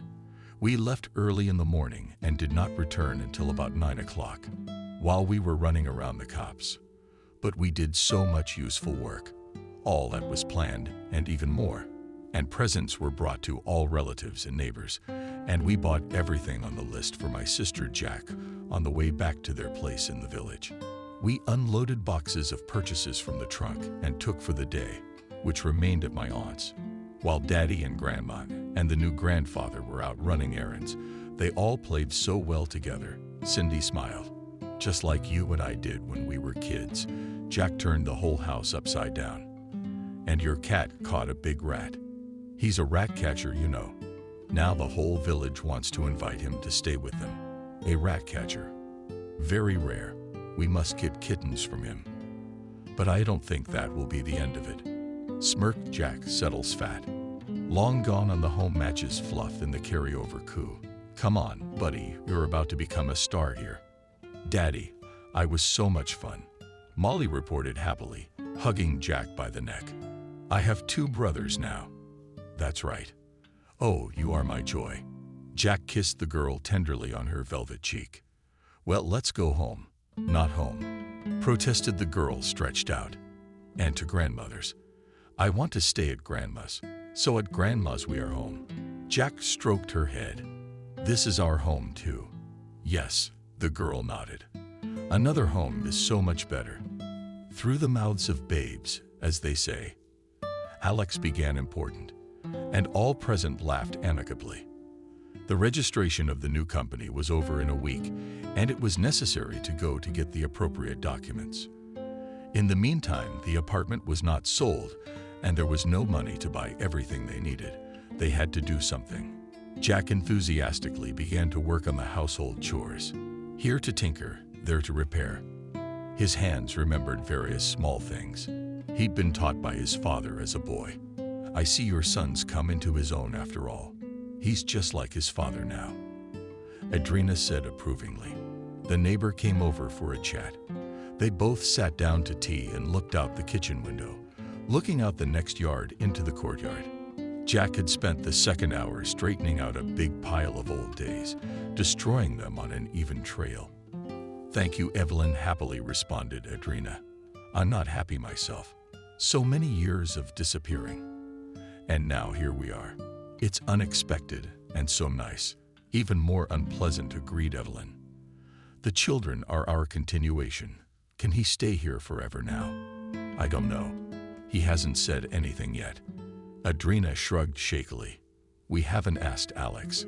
And you ask, the neighbor advised.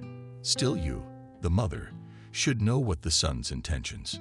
I see he's a serious guy. I guess he didn't like the crooked road. I didn't have to ask.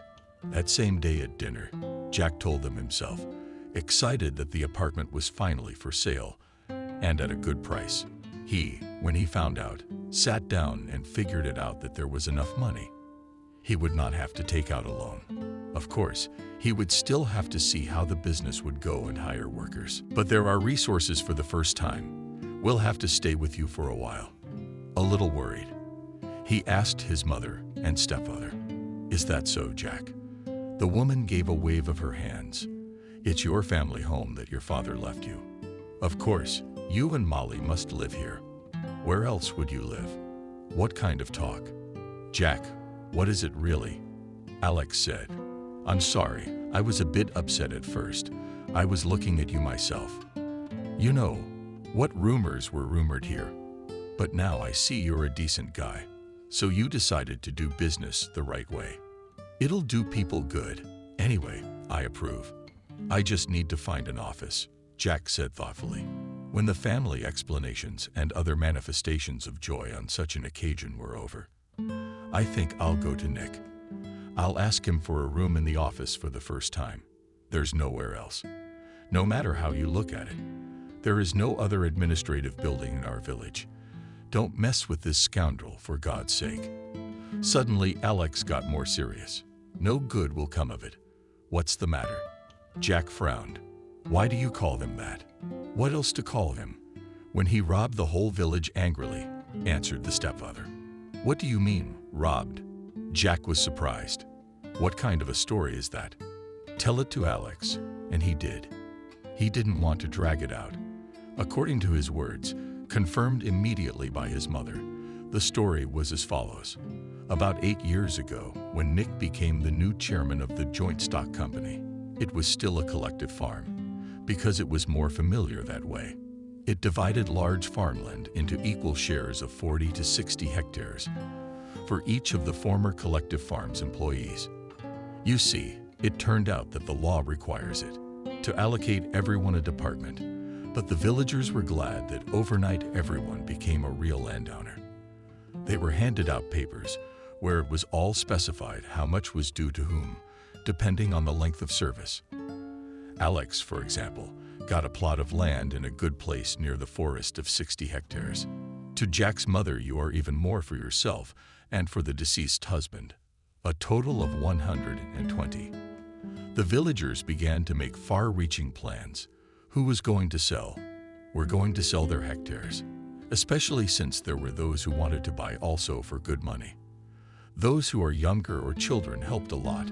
They were going to establish their farms. But all these plans went to hell.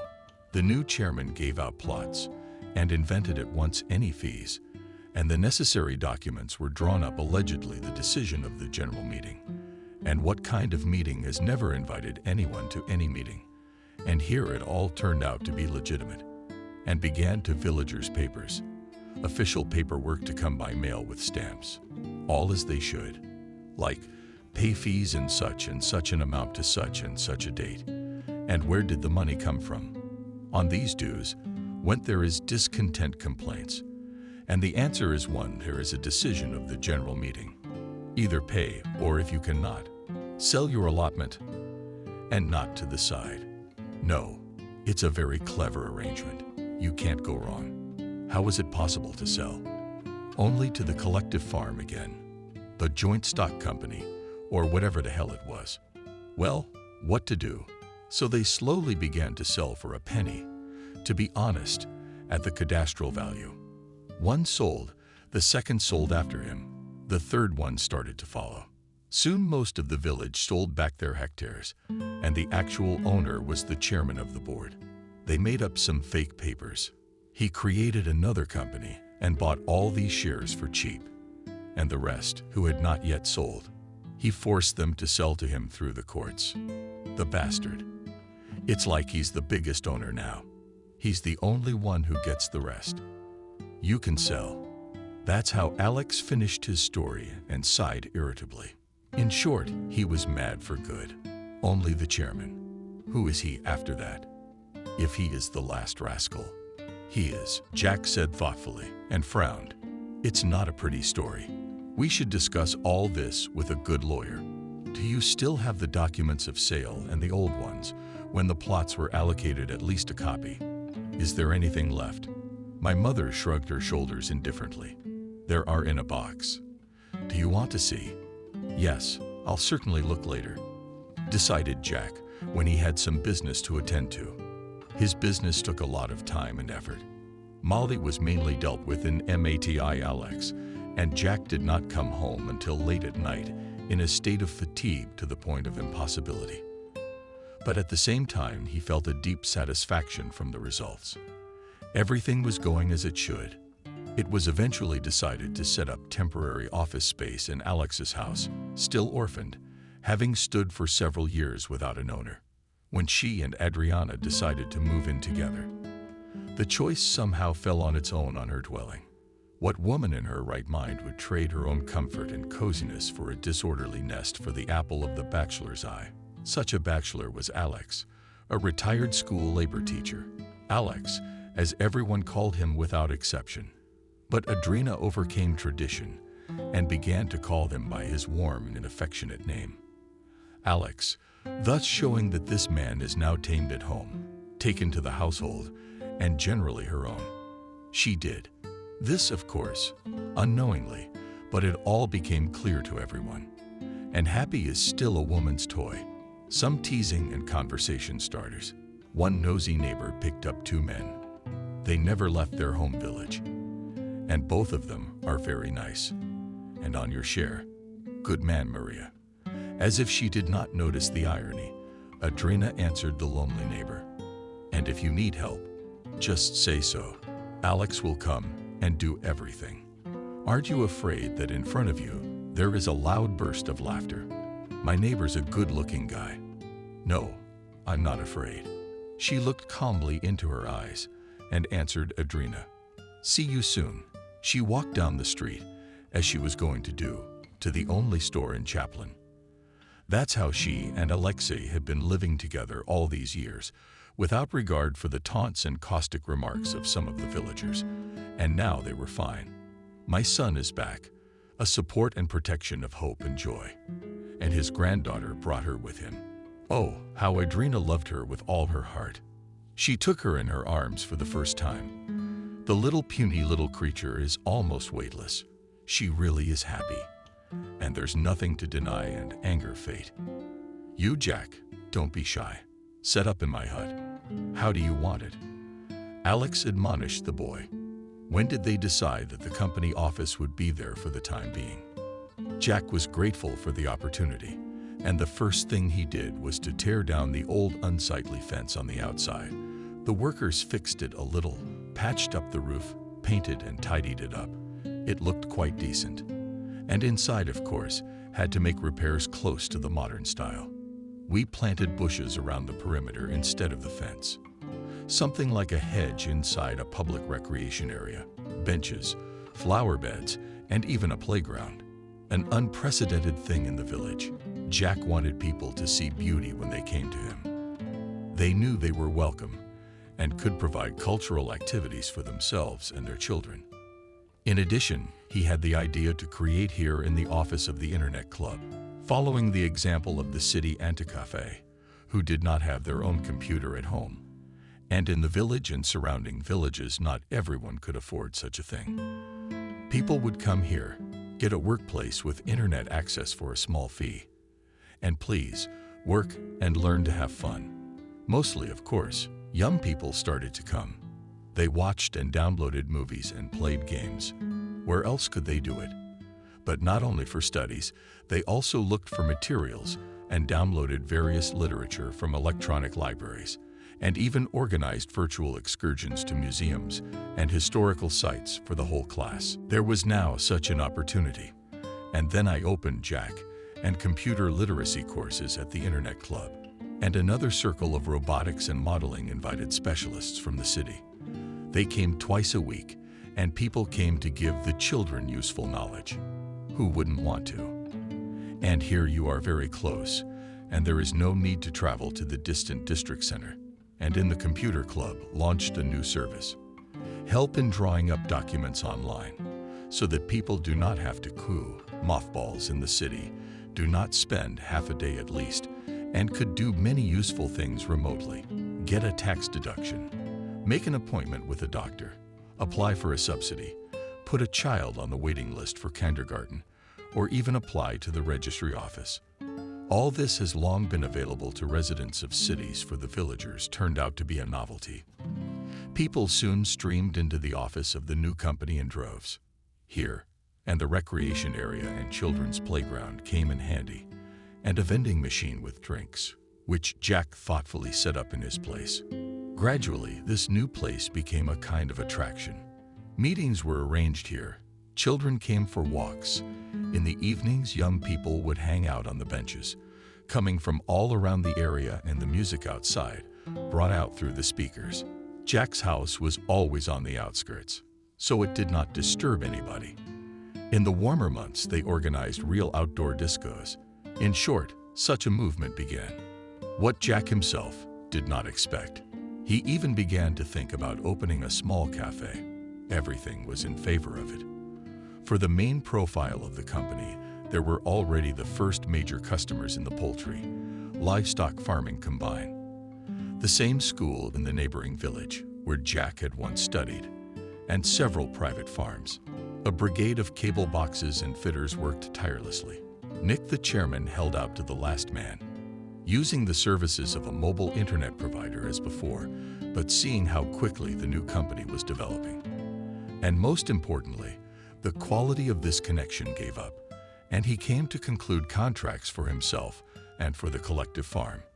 "I see you've got a pretty good setup here too," Nick said in a cheerful tone, paraphrasing the first words Jack had spoken when he had visited him 6 months ago. "Yeah, I can't complain," Jack replied in tune with him, and they both laughed. Jack, of course, remembered well what he had been told about the shenanigans. Relatives, but he didn't show it. It was not yet time to deal with the matter. Well, so this is how the advanced city people do business," Nick said with a sneering, cheerful tone, walking around Jack's office. Not bad. And tell me, friend, why didn't you stay in town? If you were doing so well, you wanted to go back home. Away from the hustle and bustle, I answered calmly. Jack, it's good for my daughter too. Doctors recommended fresh air for her. Yeah, fresh air, Nick repeated thoughtfully. Yeah, there's plenty of fresh air around here. That's a good point. He said something else in a similar tone, and generally in his old habit of babbling on about nonsense. But Jack suddenly realized that Nick was jealous of him. This discovery, it struck him unpleasantly. He wondered what he lacked. A full house. A job that doesn't beat a man when he's down. He stayed at home every now and then, and in the office there was only a secretary before the cleaners came in. Thinking about it, Jack realized another thing. And if things were going well at the collective farm, Nick would not hang around the village without work and sitting at home. He would not have time for that. Jack pondered and ordered an extract from the registry on the tax website. It was easy enough to do. You only needed to know the company's registration number. He found this number in his mother's land sale documents. What he read in the finished electronic extracts almost didn't surprise him anymore. The closed joint stock company, Zario, was on the verge of bankruptcy. External administration had already been introduced, and now only a miracle could save the collective farm from bankruptcy. Here it was worth digging around to find out what was the reason for such a state of the farm, and who was the initiator and the culprit of this process. Lisa had been sick as long as she could remember. This was never hidden from her. On the contrary, she was even indoctrinated to know exactly how sick she was and how different she was from all other normal people. In her early 20s, she hardly knew the world around her because she spent most of her life behind the walls of her apartment, large and luxurious, but still more like a prison than a normal home or in countless clinics. In one of these clinics, her mother died a long time ago after trying to commit suicide in the same large and luxurious apartment. Her mother, Lisa, an incredible beauty from a good, intelligent, but broke and almost destitute family, married an unloved man, much older than her at the insistence of her parents. This marriage greatly improved the family's financial affairs, but ruined the poor girl. It was your husband's bedside manner that sent shivers down her spine. The connection with him disgusted her. As a result, she got drunk on sleeping pills one particularly beautiful, rainy, and dreary evening and left this world, leaving behind only a few pictures and a young daughter. Lisa was barely 8 years old at the time. She well remembered the aggravated sense of what was going on, which only comes to children in a state of stress as a father.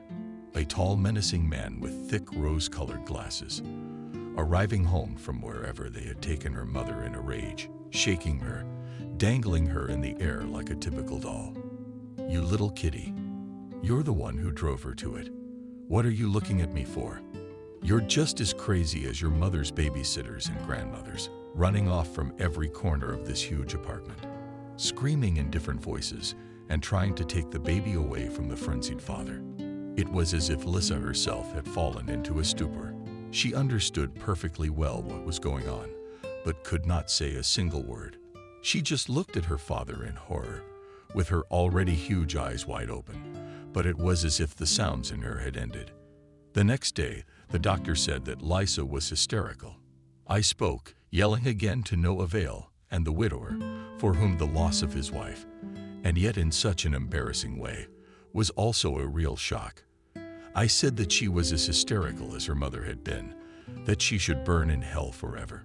And he sobbed violently, dropping his head in his arms and throwing everything he could at the walls. The beautiful wife had been his mad passion, and now this one was orphaned. The man, who had lost his favorite toy, was on his own, without comfort, for some unknown reason. He put all the blame for what happened on his 8-year-old daughter, and she took it at face value. The girl was taken to a psychiatric clinic because she was no longer able to have normal contact with people around her. Since then, Lisa lived her life on medication, somewhere between reality and a wild nightmare. At the age of 17, she was raped by one of the doctors, a young resident struck by the unearthly and alpine beauty of his patient. Lisa grew up very much like her mother, only even thinner, even more graceful was her figure and skin that had not seen the sun for many years. Porcelain, like a Chinese statuette, almost transparent ashtray, her hair and huge half-face, bright blue eyes completed this fantastic image. This beauty could not be spoiled neither by the bruises under her eyes, nor by the rough hospital clothes. It was as if Lisa was above all the earthly, coming and squalor of this world, and it did not affect her in any way.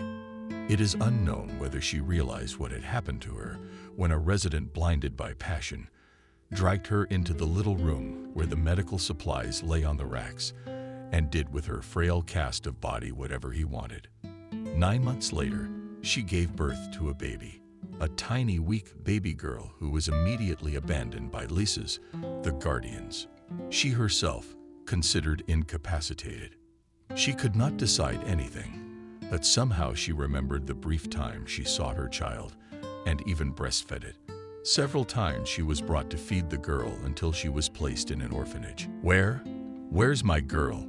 Where is she? Why was she taken from me? From then on, the poor woman complained to every doctor and nurse she saw. Sometimes they even took her home. Uncles and aunts. Lisa's father died long ago, outliving his wife by only a couple of years. He shot himself with his service weapon. Now her guardian was an uncle, her father's brother. He and his wife now lived in a large, luxurious apartment and took care of the only heiress of her wealthy father. According to the will drawn up by her father, Lisa was to receive the entire estate under two conditions. She had to be 21 years old and in good health, and her state of health had to be confirmed by two independent doctors. In the event that she could not, for whatever reason, inherit all movable and immovable property, wherever located and in whatever form it consisted, went to the hospital for the mentally ill, where Lisa had once died on her mother's side. What barbarism! More than once the girl's uncle exclaimed, complaining to his wife. What cynicism! How could the memory of our parents have been so desecrated? If he hadn't thought of his only brother, and the only normal relative, by the way, he would have thought of our honor, the honor of our family. It's a scandal, bequeathing everything to some bad, but expensive. After all, it is possible that the girl will not live to be 21. She's so ill. Then you, as the only heir to your brother, will get all his property, reasoned the wife. How do you not understand? He boils over. That's just it. I won't. This nasty will is designed so that either she or the madhouse can inherit everything. And me, I'm my parents' legitimate son. As much a son as he is. Think about it. I'm the only one who can inherit from her. I mean, if she inherits and then dies, yes, please. The property goes to me as her next of kin. And if he dies before the required age, or cannot accept the inheritance because of illness, I don't get a dime. The madhouse gets it. Oh, Lord, what's in it for me? Screamed the sufferer, and made his hands theatrically to the heavens. Why is fate so unfair to me? Unjust fate, joked to him. And once again, after so many years of effort that he and his wife had made to get Lisa well after such terrible expenses for doctors, medicine, and maintenance of this worthless wench, she also got pregnant and gave birth. What's that supposed to mean? The guardian in the office of the head doctor of the clinic yelled with rage. We trusted you with the most precious thing we have, our baby girl. And one of your employees wanted her. An unheard of, heinous crime. The doctor made as many excuses as he could, but nothing worked. Unfortunately, the unbelievable fact of the patient's pregnancy came to light quite late at such a late stage that it was impossible to get an abortion. In the end, the case was hushed up. The victims were well compensated. Lisa gave birth to a child who, contrary to her guardian's expectations, was born. He survived, even though he was born weak and small. Do you understand what this means? Again exclaimed, clasping his hands and pleasant uncle, turning to his wife. Now this, and he was pointing a thick finger at a small human bundle. This creature is her hair, is it not? Not me at all. Lord, what in heaven's name is going on? My wife was shaking her head. Somehow we must get rid of her. Exactly to get rid of her, and immediately her husband assented. They signed the necessary papers and the baby. Lisa ended up in a baby house. Some months later, the girl was lucky. She was taken into a foster family, where she was already being brought up in not 8, not 9 similar orphanages, such children. 3.5 years later, the girl was diagnosed with a serious hereditary disease that required an expensive treatment.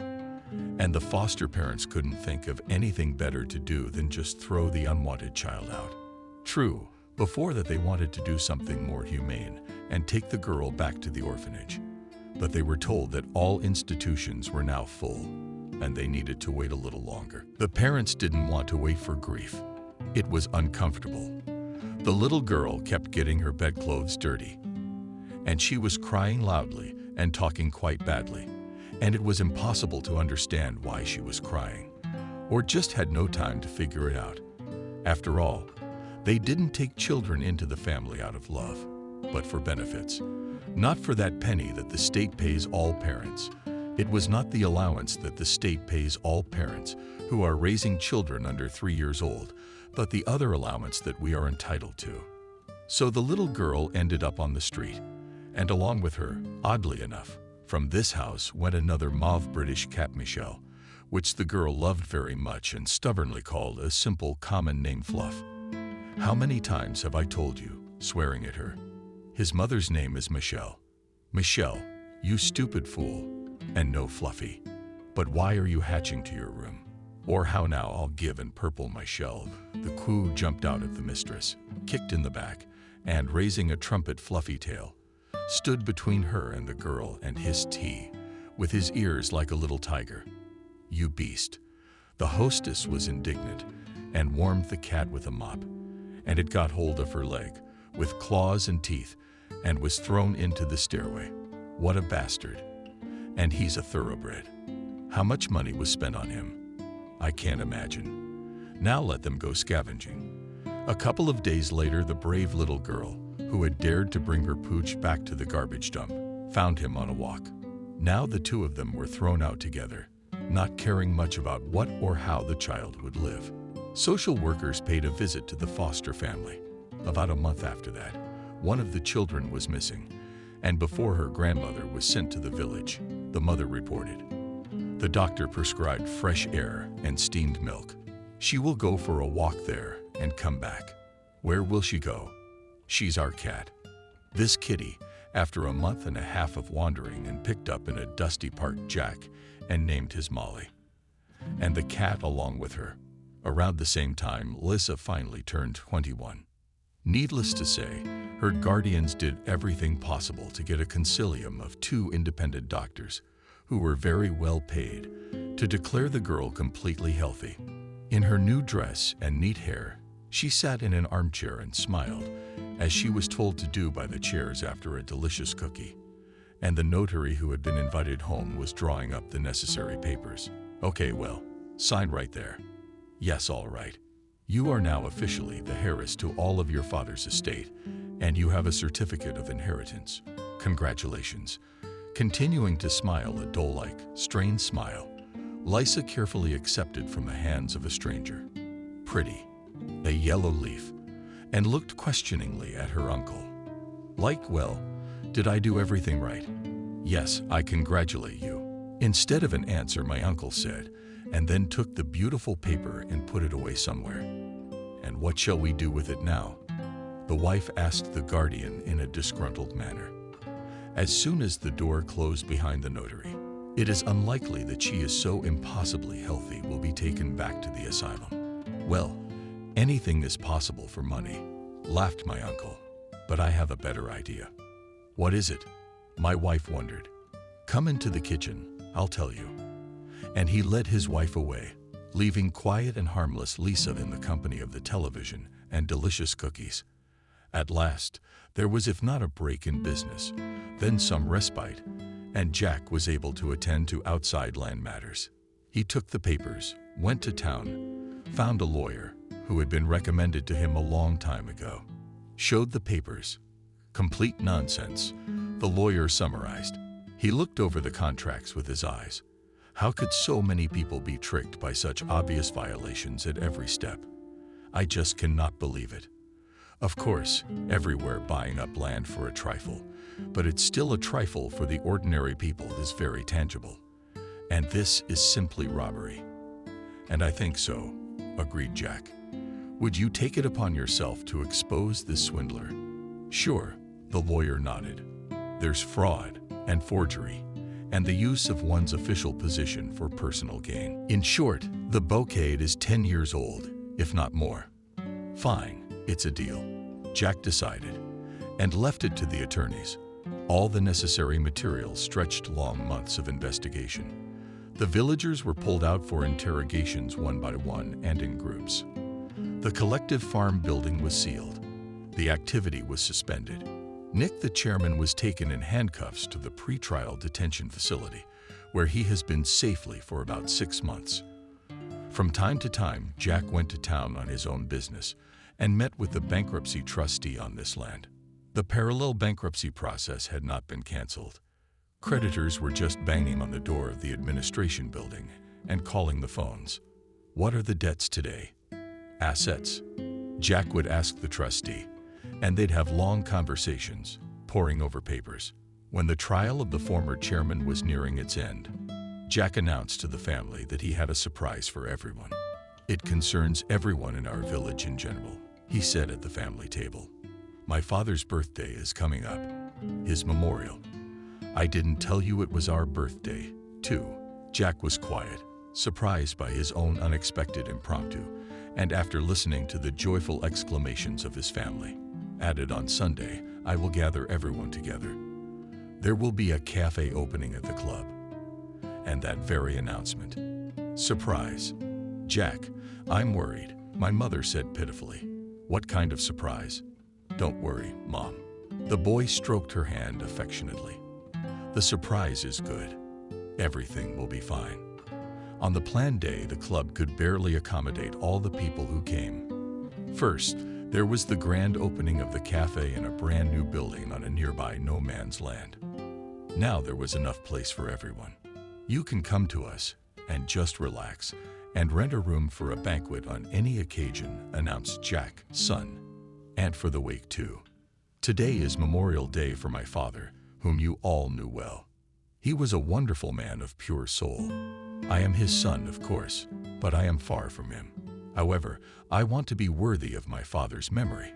So today I announce to you, dear neighbors, that from this day forward, all of us and I, and every one of you, even you womanizer, we have all become co-owners of a new agricultural production cooperative. It will now replace the old collective farm. Everyone gets back their land allotment, which was so unfairly taken from us. Now the land is shared again, but only this time. We are not employees of the nefarious backs of the chairman or the state, but equal shareholders." What a number. Wow. Really? Did they give the land back? Or did I hear something? Different voices came out. "It's true. Here are all the documents. Come and get them one by one," said Jack. "My God, what a joy. And who gave us all this?" Grandma gave everyone a hard look. Who should we bow to? Obviously, who should we bow to? Alex, who was already in the know, answered her. Of course, our Jack was dealing with this problem. He bought the land from the creditors and divided it among them all. He bought the land from the creditors and divided it among them. He didn't forget anyone. The general jubilation, joy, relief of expressions of gratitude and appreciation that followed these events cannot even be described. Satisfied and slightly embarrassed, Jack stood surrounded by his fellow villagers. He accepted congratulations, answered questions, smiled, laughed, and rejoiced with all. Then there was a gala dinner at the expense of the new establishment and dancing. They went home in the early morning, gawking and shielding their tired eyes from the bright light of the nascent dawn with the palm of their hand. A few days later, Jack was driving back from his sister's house in the neighboring village. As he drove past the pond, he noticed a small group of people nearby by the river from afar. They looked like strangers to him. An elderly man and woman were standing next to a young, frail girl on old, broken bridges. Jack was about to stop and warn the newcomers that it was dangerous to be here. The logs are all rotten through, and the river has only just cleared after the ice drift. The water is cold and fast. If you fall down, you'll be swept away by the current. And good riddance. No sooner had he turned off the road, when he saw a horrifying picture. The man pushed the girl off the bridge with his own hand, pushing the speed pedal to the limit. Jack raced almost without understanding the road to the shore. The faithful Jeep. It roared loudly, scattering greasy mud in all directions. Driving up close to the scene, and out of the corner of his eye, Noticing the faces of the strange couple, Jack jumped out of the car and threw himself into the water without hesitation. Another minute.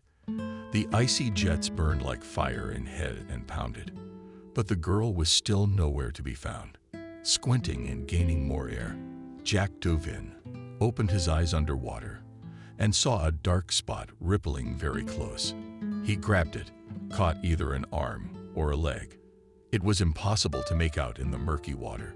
He pulled it toward him, but it didn't give way. Jack realized that the drowned was hooked on something under the water. He gathered his last strength and made a desperate tug. The fabric cracked and gave way. The heavy, wet body dragged his hands away, but he dived to the surface after all. Fortunately, it wasn't too deep near the shore. Here, if a little farther away, had managed to carry or not caught it. Baring his teeth, he got out with his terribly heavy burden of water, put the wet, breathless body on the back seat, and began to make artificial respiration. After a minute drowned, took a deep breath with a gasp.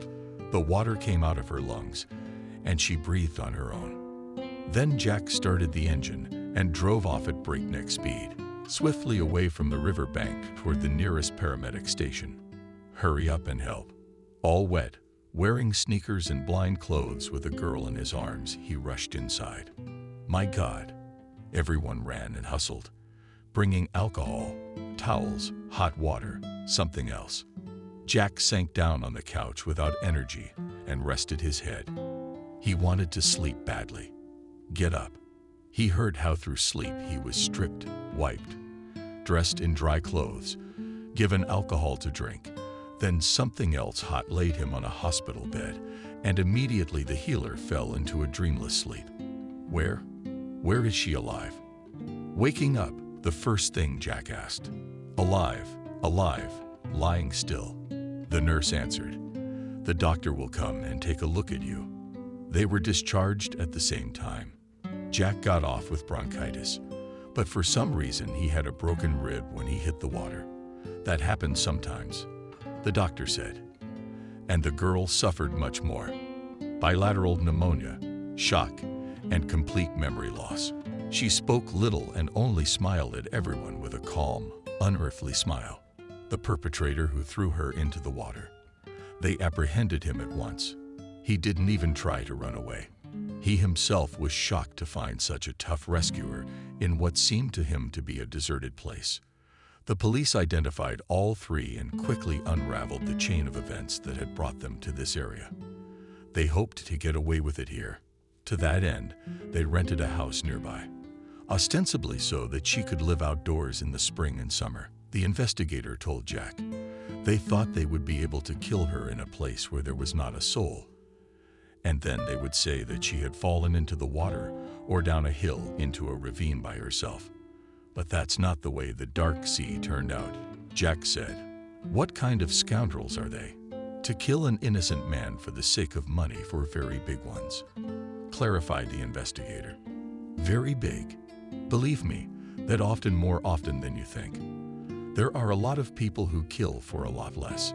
Jack came to visit the sick woman when she had already been discharged because she was obviously not able to live on her own.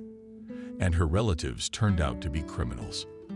The guardianship authorities appointed a temporary state guardian for her, a social worker who came as often as service in a simple farmhouse without many amenities allowed. The rescued girl looked so defenseless and helpless that Jack's heart ached, just like when he found his novelty. He said hello as he entered. The setting was certainly not good. The former guardians had made no effort to find comfortable accommodations. Good afternoon. The girl echoed back and smiled slightly, more with her eyes than her lips. Shyly, and she looked at Jack so trustingly that his insides were all at once overturned. That look, here outside the hospital walls, finally helped him understand who this young woman he had rescued reminded him of. Yes, undoubtedly, she had exactly the same eyes and the same open gaze as his on the money. But how could it be? Jack was already aware of her story, some of it told by the attending physician, and the rest by the social workers. "How are you feeling?" he asked, more out of politeness than to actually hear the answer. The answer would have told him nothing. Her eyes already said it all. And how lonely and homesick she was, and how scared and shivering at night, all alone in a strange house in a strange part of the world. As if realizing she didn't need an answer. She really didn't answer anything, just looked away and sighed and looked out the window at the fields and crossroads. Only just.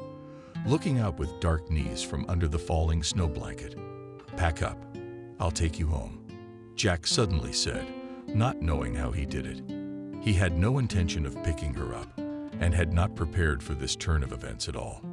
"Good," she nodded, as if that's all she'd been waiting for, slowly and tentatively, and gated around the house. Put some things in her bag. "Let's go."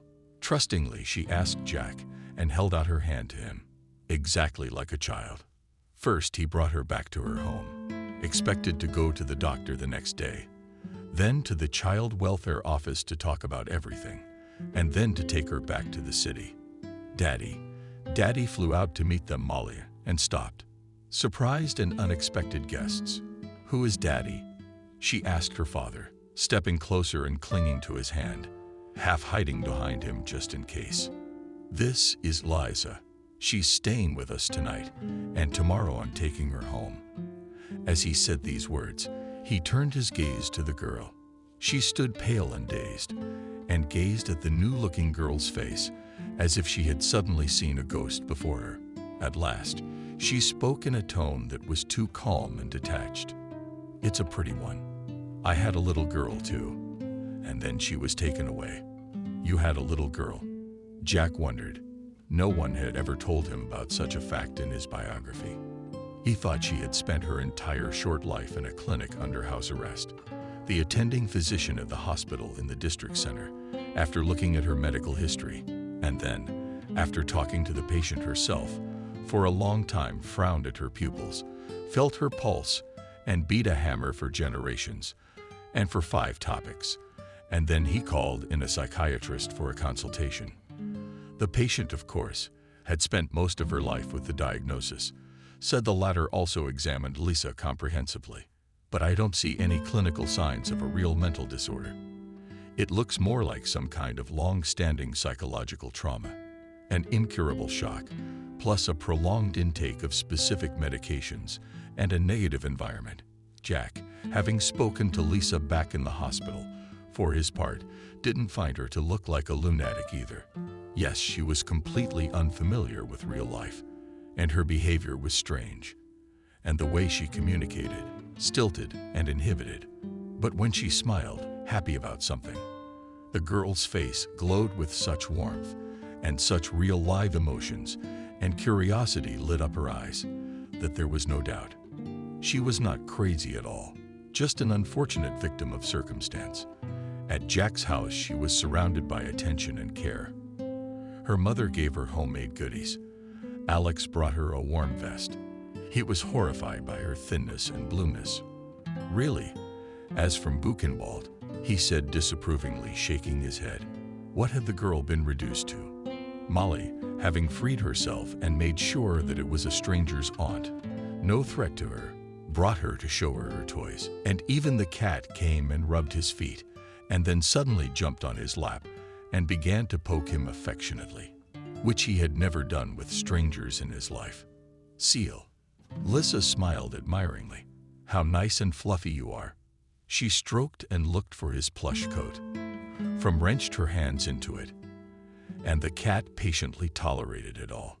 He growled at her, kept silent, and went to sleep with her, although he always slept very sweetly and lay down next to her on a clean bed. And when his mother wanted to throw him away, angrily hissed at her, "Let him be here." Lisa asked, "Don't chase him away, please.